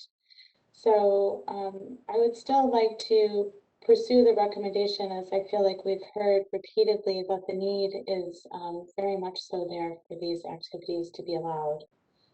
Vice Chair Heidelbach?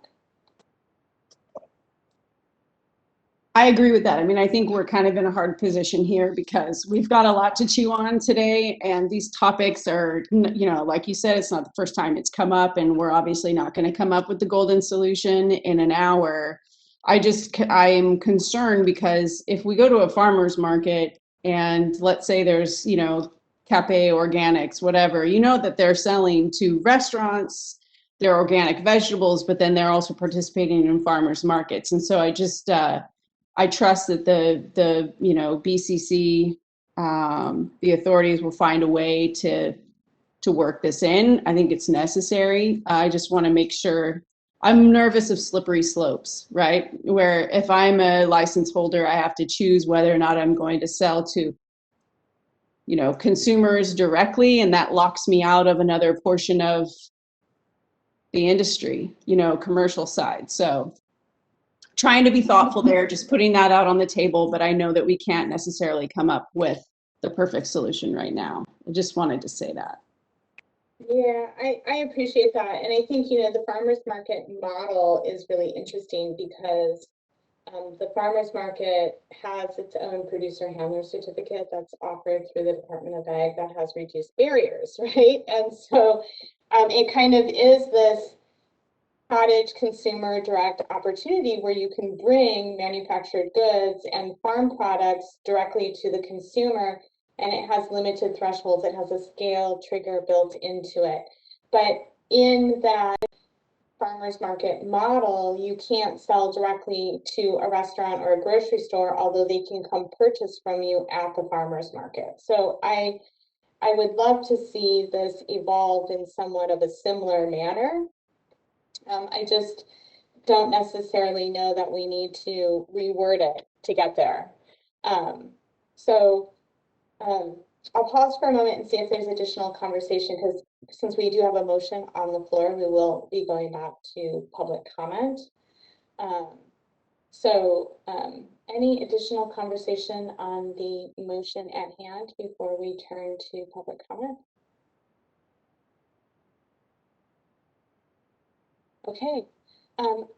could we please go to public comment? And if the moderator would be so kind as to reread the motion so that the public has the motion read before we start public comment. And then just a reminder that the public comment should be based on the motion at hand. Thank you.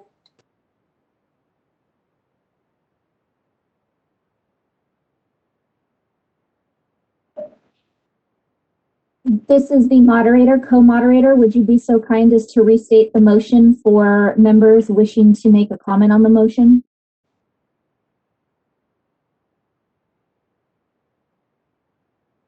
Yes, I will restate the motion. The motion as it stands is to recommend to the license authority create a new cottage legacy license type that allows cultivators and manufacturers to offer consumer direct sales and also allow cultivators to move their genetics into the marketplace via nursery or licensed retail sales. This license should be subject to a scale trigger.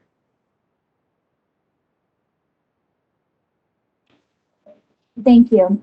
With that, at this time, I have opened the Q&A panel. If you would like to request a public comment, the only means in which to request public comment is to click on the question mark within the square located in the lower right-hand portion of your screen and type, "I would like to make a comment." All other means to request public comment will not be addressed. If you currently have your hand raised, please lower it and follow the instructions currently being displayed. You will be provided 3 minutes and given a 30-second warning. With that, our first request comes from an individual identified as Paul and Susan Hansberry. Your microphone has been unmuted. Good morning. This is Susan Tibbin. Paul will be speaking a bit later. We're using the same computer. Consumer direct sales and special event sales are a way to preserve heritage genetics and seeds.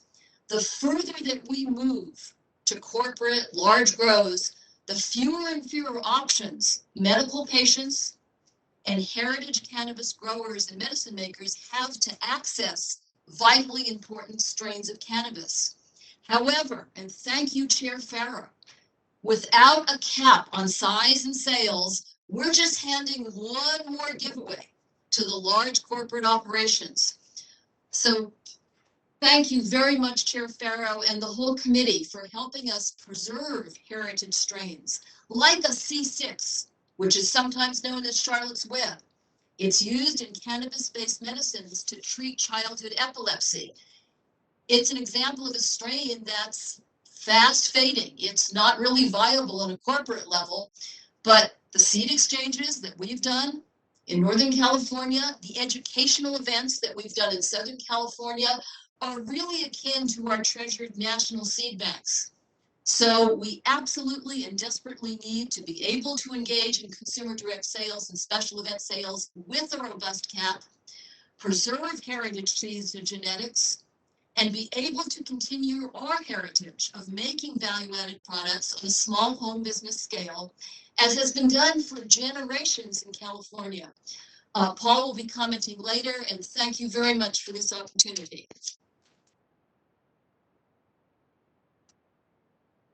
Our next public comment comes from an individual identified as Diana Holt Casado. Your microphone has been unmuted. Hi, can you hear Diana, me? you are unmuted. We can. Awesome. Hello, my name is Diana Esmeralda Holte. I live in the city of Adelanto in Southern California. I am honored to speak with you today about this. I feel that more licenses, licensing types might be a little bit off base in terms of what's happening actually at the local level. At the local level, we have prohibition. We're not allowed to have commercial cannabis licensing. So there is no way for us to access it. Even though the city of Adelanto says that they provide us, you know, these license types, they don't have any regulation or enforcement for them. So I sent them an email, and I'm hoping that we can connect the dots together, that maybe here at the state level, there needs to be more communication to the local level regarding the licensing and licensing types on the government side, so you would be speaking to the government of Adelanto, the local government. And I put that they need to enforce cannabis and regulate it appropriately in our spheres of influence, our county lands, and Adelanto proper. I've sent them the... Hi, I'm sorry. We are only taking public comment currently on the motion that was stated. There will be a time. And I agree with you. And what I'm saying is that we don't need more licensing types. We need for you to communicate clearly and better to the local governments. So that's what I'm trying to say here. Thank you so much for your time and for taking my opinion.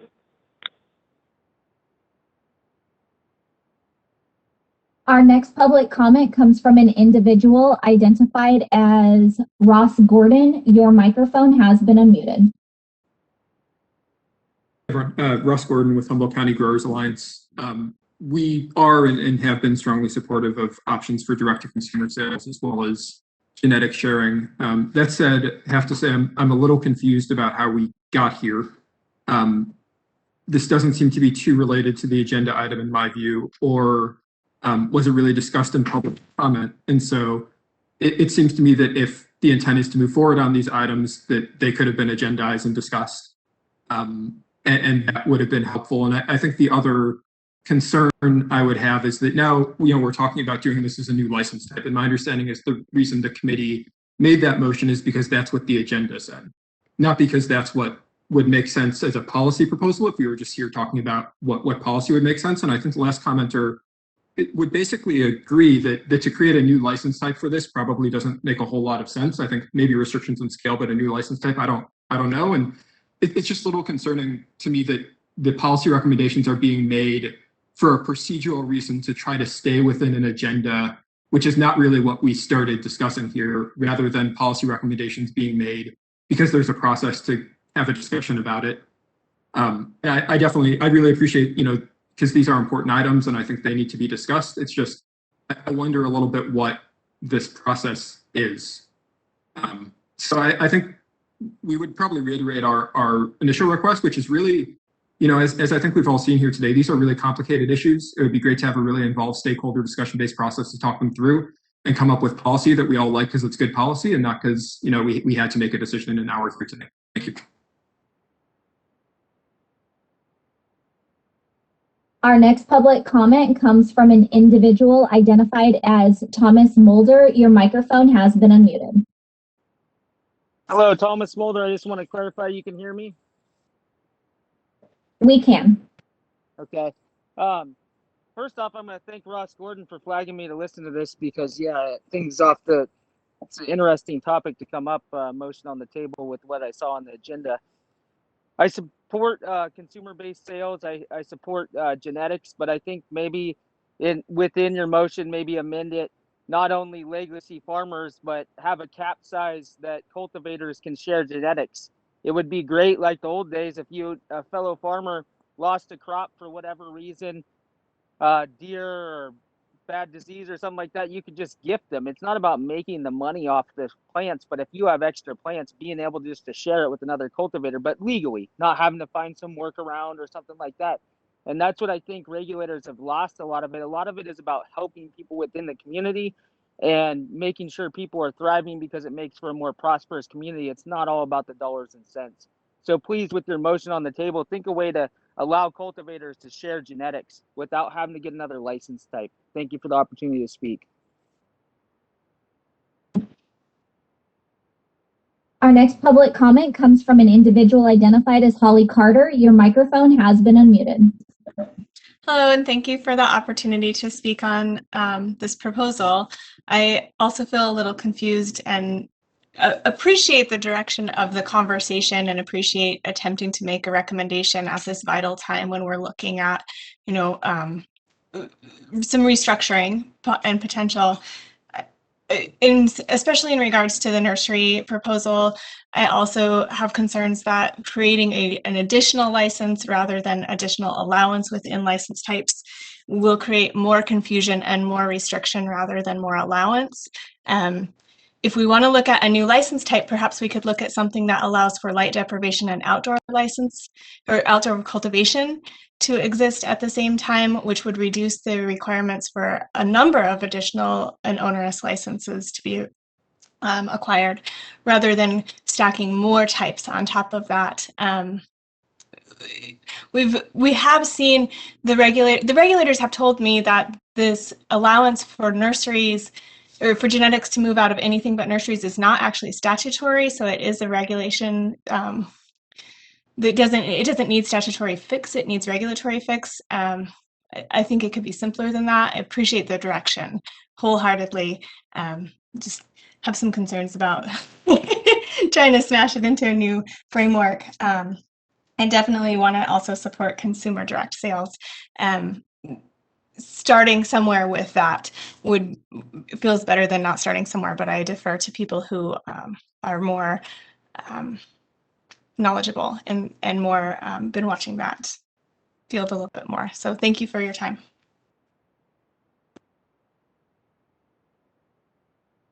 Our next public comment comes from an individual identified as Peter H. Your microphone has been unmuted. Good afternoon, and thank you, committee, for hearing this issue. I do believe it's a very important issue as far as including more people into this industry to make it work. I have 2 points to make today. Number one, I don't know the details of what's being proposed, but local authorization I still believe would be an issue. I think we're still sitting around 70 to 75% of municipalities are banning cannabis business. So I'm not sure if this proposal would work around that, or if we'd still have to deal with the issue of most cities banning commercial cannabis activities. Therefore, it really wouldn't address the people that need this most. So I'm not sure if that's proposed or not, but I would include it in there as well. Secondly, I would also like to see not only specifically on this license type, but all license types, that not only business consumer can happen, but also consumer to business. There's a lot of legacy farmers. There's a lot of family genetics that have been within families for decades at a time that have extreme medicinal value. However, there's no legal pathway for these families to introduce the genetics into the industry without possible prohibitionary or unlawful activities. So there should be some kind of leeway for a local farmer that's within his 6-plant limits to be able to sell a clone or multiple clones to a distributor or to a cultivator, and do it lawfully, where they pay taxes and don't have to worry about the fears of being penalized for sharing a legacy genetic. So I would like to see that also introduced within not only this license type, but the regulatory framework in general. Thank you.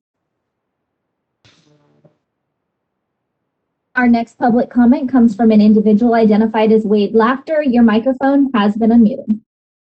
Yes, my name is Wade Laughter. I'm with House of Harlequin. I wanted to speak to the spirit of the motion, particularly around genetics and the idea of direct consumer sales.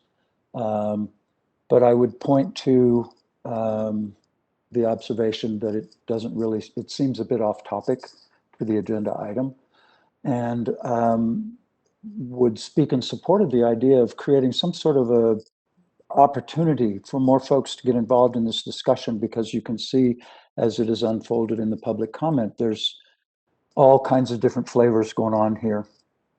Again, I would speak in favor of the spirit of this motion. I'm not sure it really fits into my understanding of how this committee is supposed to work. Thank you for your time. And I very, very deeply appreciate the intelligence and commitment of the people on this committee. I've been coming to your meetings in person and or Zoom since pretty much the beginning of them. Thank you. Our next public comment comes from an individual identified as Angelina Lasko. Your microphone has been unmuted. Hi, hello. I just wanted to also bring to your guys' attention that I found out about this meeting at 9 a.m. this morning through Instagram. So I would like to say, just like everybody else said, that more public outreach to allow more public comment to reflect in this motion, the public's comment as well. More would be a really more beneficial thing, because I think you are going in the right direction. It just lacks some of the public's concern in that motion.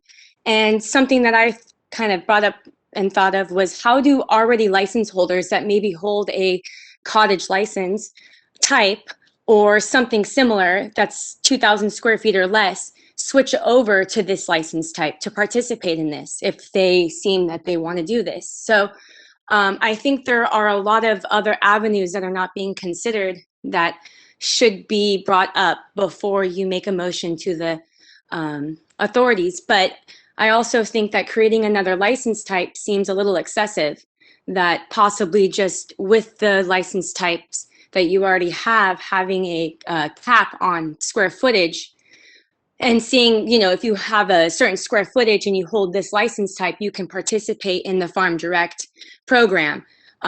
Seems more feasible than actually creating a whole license type. That seems more like a money grab.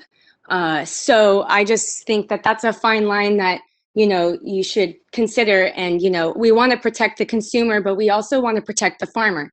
So who are we really trying to protect when we make this motion as well? So again, I just found out I'm, you know, just listening and following along and trying my best to make a public comment. But, you know, this is all a new topic to me. And I think that we should put it out to the public more, to the farmers more, send them letters, get them participating in this. And, you know, let's hear more of a discussion about some of these public comments that we're hearing. Thank you. Our next public comment comes from Natasha Sokolowski. She has informed me that her microphone is still not working, but wants to share that she's grateful the new licensing type that has been outlined will be a successful detour route to bring back our small farmers, and she fully supports the motion to proceed. Our next public comment comes from Paul and Susan Hamsbury. Your microphone has been unmuted. Hi, good morning.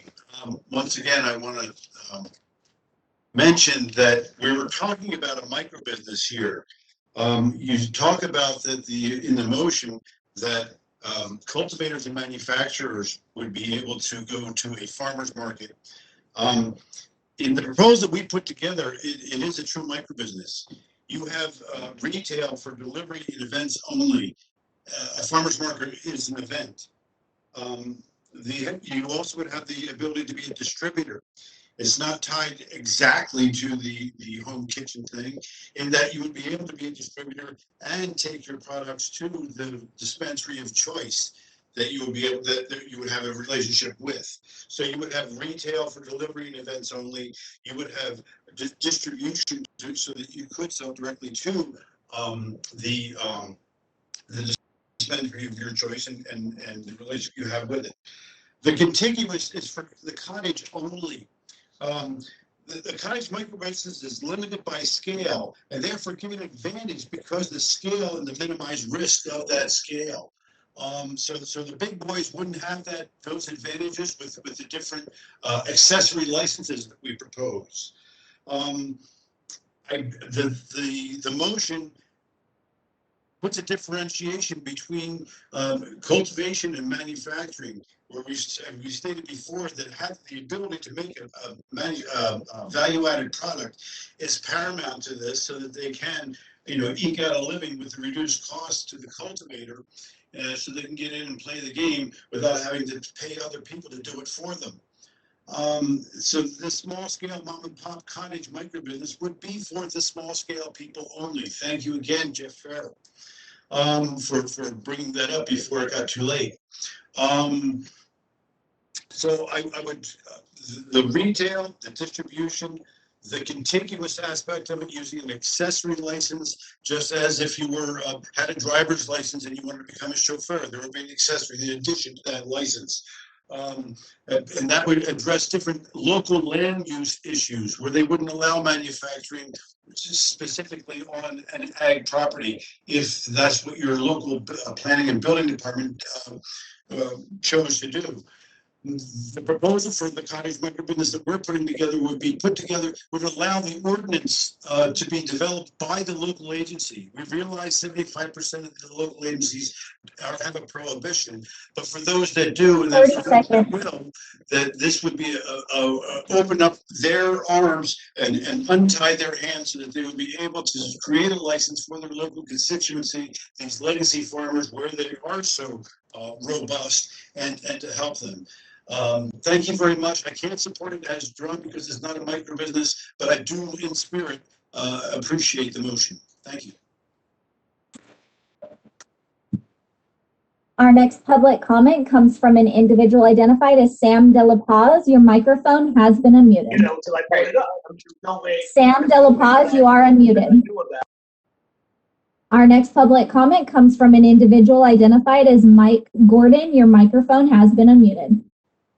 Hey guys again. I just want to echo the sentiment by Avis earlier. You know, like I had said, I really think the ship has sailed on cottage cultivation and cottage manufacturing. The market is just too robust to allow an opportunity for micro businesses to really compete on a grand scale.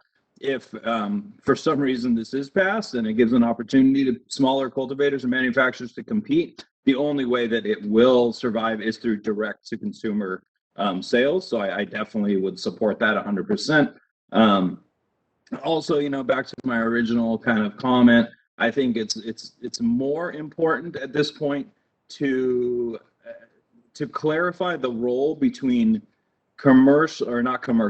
between non-commercial patients and caregivers, and what entitlement is granted under Prop 215, which never went away. And I think that is the mechanism for cottage industry to survive, to allow there to be some kind of clarification of how a caregiver can cultivate for up to 5 patients. As far as that's what I still think is codified, and basically allow and inform local governments that, you know, Prop 215 still is alive and patients can still grow cannabis and produce medicinal manufactured goods for themselves and for the patients that they give care to. I think that's the bigger issue here, is to kind of clarify to the local governments and to the state that compassion needs to still be viable moving forward, and we cannot let corporate interests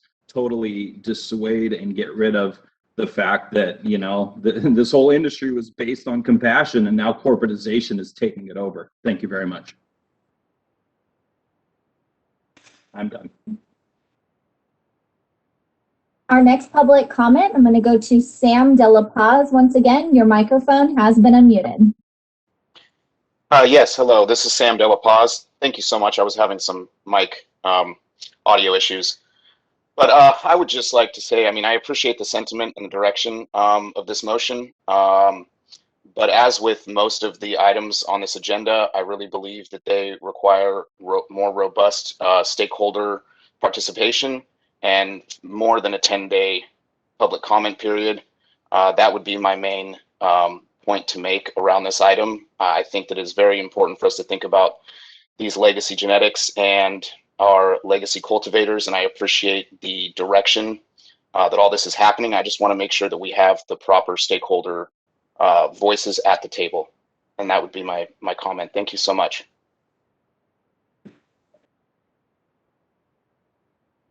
Our next public comment comes from an individual identified as Angelina Lasko. Your microphone has been unmuted.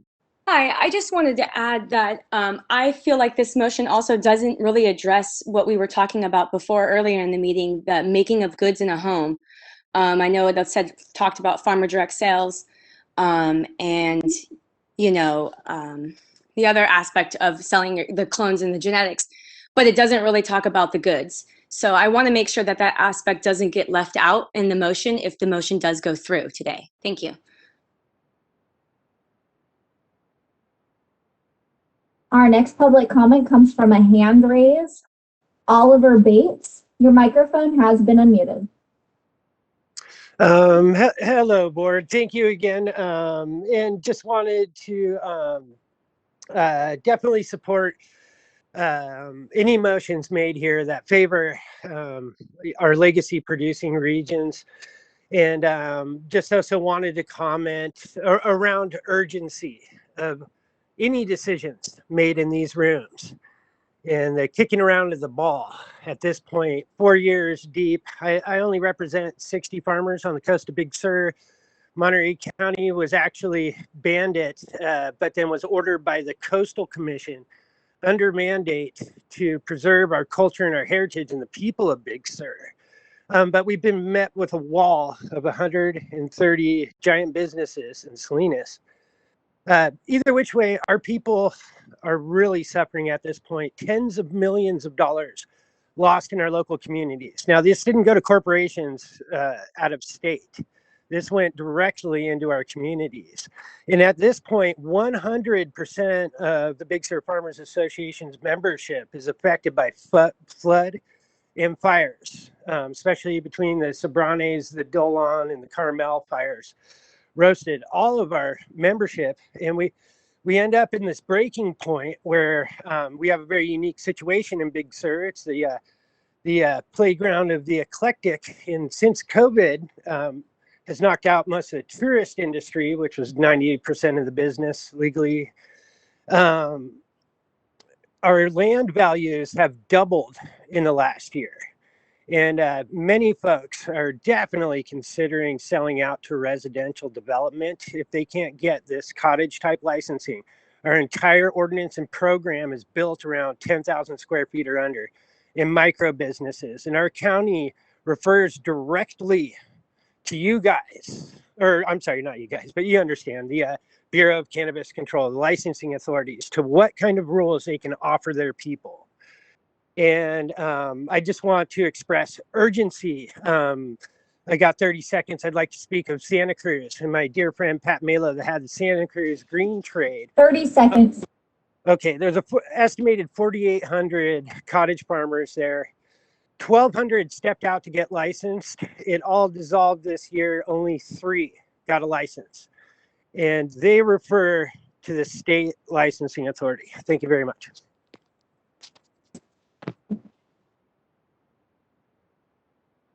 Our next public comment comes from Janine Coleman. Your microphone has been unmuted. Thank you, Janine Coleman with Origins Council. I really appreciate this discussion, and like many who've spoken before me, certainly support discussion that explores opportunities for direct sales and the ability to exchange legacy genetics and protect the biodiversity of our licensed cannabis supply chain. I also want to echo some of the comments with respect to the distance in which we've traveled from the agenda versus the motion. And I just want to speak, I think, a bit to the letter that we submitted and really our request and our plea to you to create a forum for deeper stakeholder engagement. I had the privilege and opportunity of serving on the CDFA Appalachians Working Group. It was a robust working group. It created a wonderful venue to really work with the stakeholders who bring on the ground experience and knowledge. And I just want to share with you, our organization, we work with leadership in other regions who have robust policy committees and memberships. We are engaged in the public policy deliberation and recommendation development process on a daily basis. We engaged very rapidly when we saw the agenda come out and realizing we had, I think it was 5 days to submit public comment. Our discussions never touched on either direct sales or legacy genetics. The focus was really, as best we could tell, about a cottage style licensing type. And so I just really want to implore you to consider making a recommendation to move forward with a stakeholder working group, because to speak to Oliver's point, the urgency is significant and the problems are very fundamental and they tie to our licensing. And while we appreciate addressing these issues, there is a real need to engage the experience and the wisdom that we can bring about implementation and what has worked and not worked on the ground for the past 4 years. So I just really want to speak again to process. Really appreciate the conversation, but really want to implore again for a broader opportunity for more robust stakeholder engagement on these fundamental issues. Thank you so much. Thank you. Before I ask to close the public comments, Oliver Bates, please lower your hand. With that, there are no additional requests for public comment. Would you like me to close this feature? Yes, please. Feature has been closed. Okay, great. Thank you so much, everyone, for your public comment. And with that said, I'd like to go back to the subcommittee members to see if there's any discussion to be had on the motion that is on the floor currently.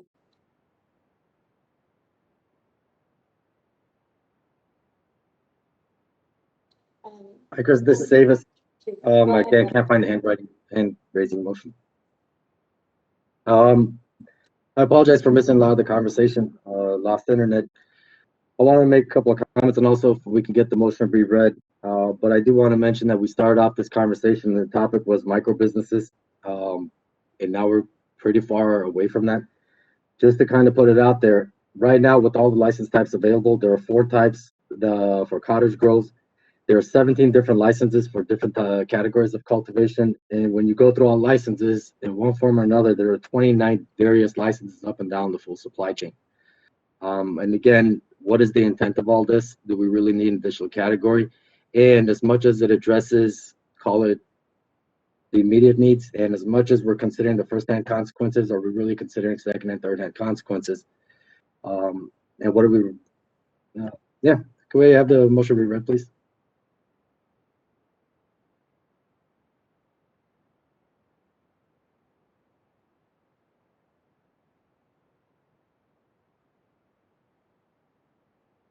Moderator, would you be so kind as to reread the motion that's on the floor, please? Yes, I will reread it. The motion on the table is to recommend that the license authority create a new cottage legacy license type that allows cultivators and manufacturers to offer consumer direct sales and also allow cultivators to move their genetics into the marketplace via nursery or licensed retail sales. This license should be subject to a scale trigger. This save us again to add a couple of comments. This has some massive consequences that go far beyond the legacy operator. Yes, the legacy operator, the small farmer can do that.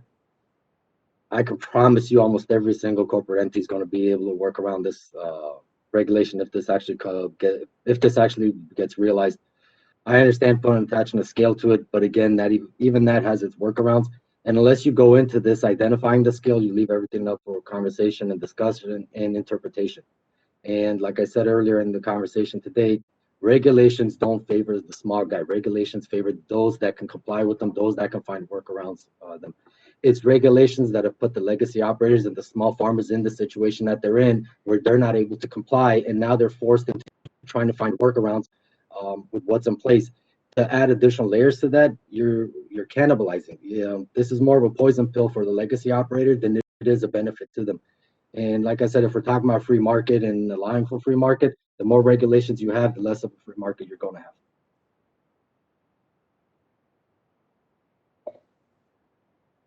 All right, thank you very much. So it seems to me that folks are having a little bit of a hard time hearing me. I did turn up my speakers, so I'm wondering if that has helped my sound quality. Moderator, is the sound quality better by chance? You are a little louder. Okay, just remind me, maybe it's also, I'm just not sure exactly where the mic is on the system that I'm using, so I'll do my best to not move around while I'm talking. So just a couple of things. I do realize that, and I agree with Member Babolian, that regulations don't tend to favor the small business or the legacy cultivator. I'm not sure how to manage that, and I think some of the items we're going to discuss in our next agenda item, again, are the crux of that. I also think that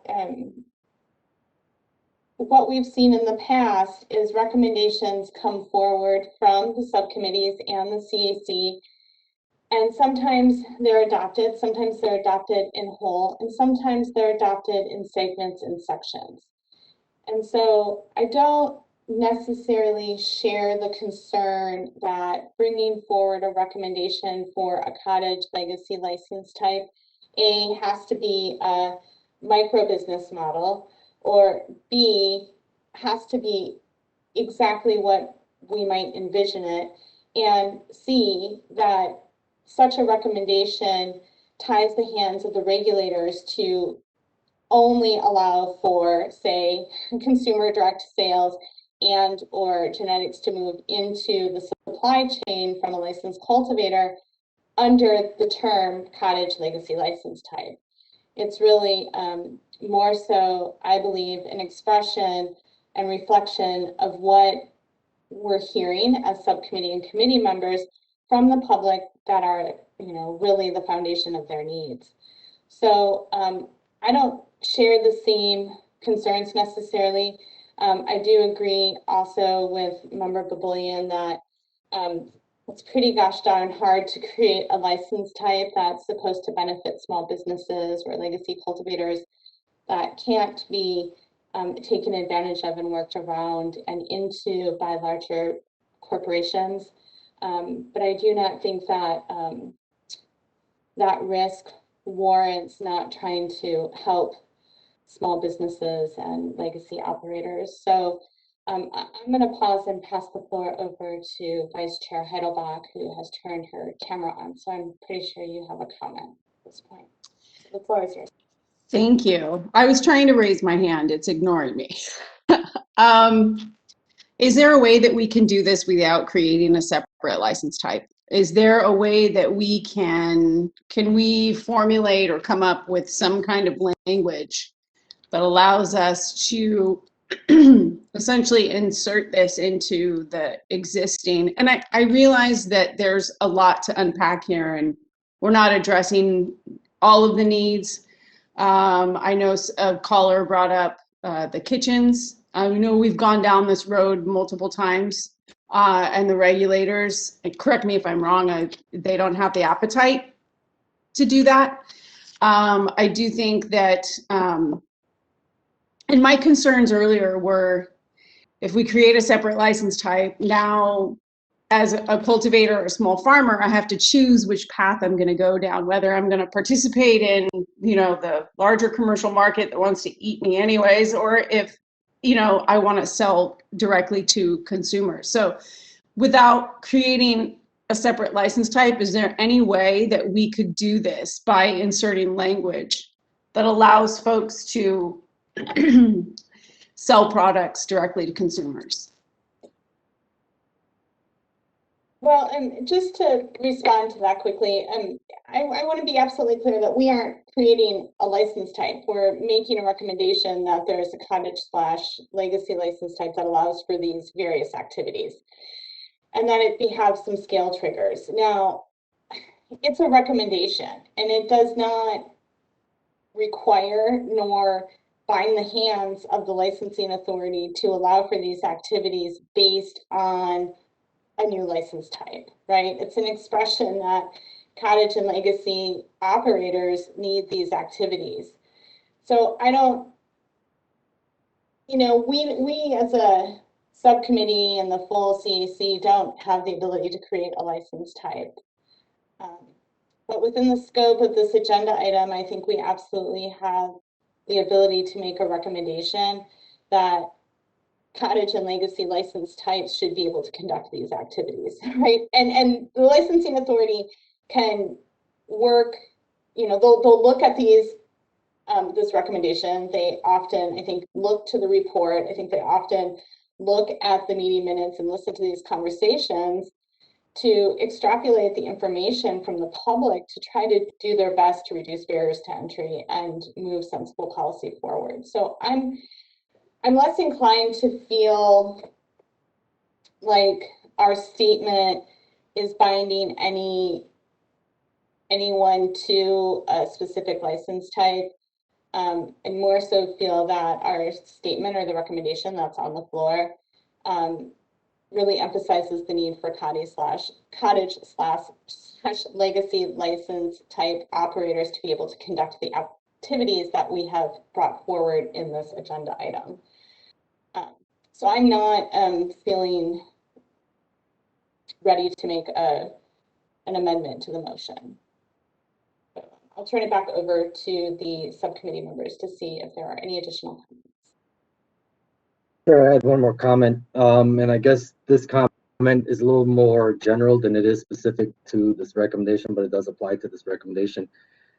My concern with over recommending things is that A, too many recommendations dilutes the significance of the recommendations. B, it creates false hope for those that are relying on it.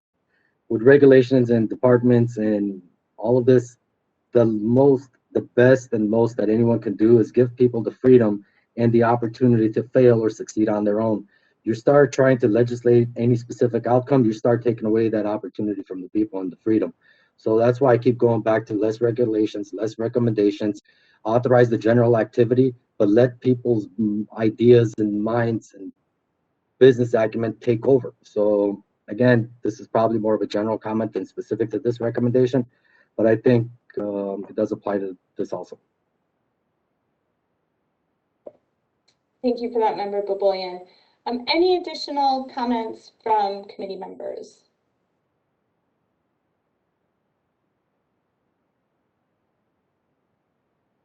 Okay, with that said, I think we could go ahead and have a vote on the motion, please.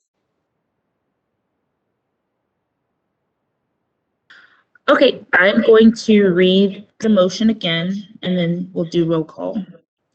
The motion on the table is to recommend that the license authority create a new cottage legacy license type that allow cultivators and manufacturers to offer consumer direct sales, and also allow cultivators to move their genetics into the marketplace via nursery or licensed retail sales. This license type should be subject to a scale trigger. With that, we have Avis. No. Jeff? Farrell? It looks like Jeff is in the participants and not currently a panelist. I don't know how that happened.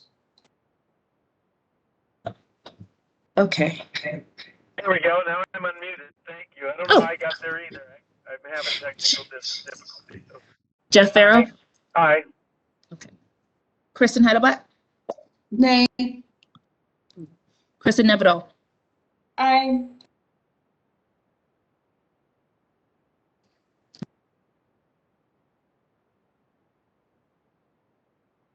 Since the motion was a tie, the motion fails. Thank you for that. Okay, so we are at 12:27. I want to check in with the subcommittee members to see if you'd like to move on to the next agenda item or consider taking a break. I don't know how folks feel about lunch or if a bio break is warranted, but I do want to just do a time check before proceeding. Hi, committee member Nevedal. This is BCC co-moderator. We do need to give a break to our court reporter. So this may be a time that you might want to consider. Great, and should we do a 30-minute break for lunch and then reconvene at 1? Is that what's most appropriate at this time?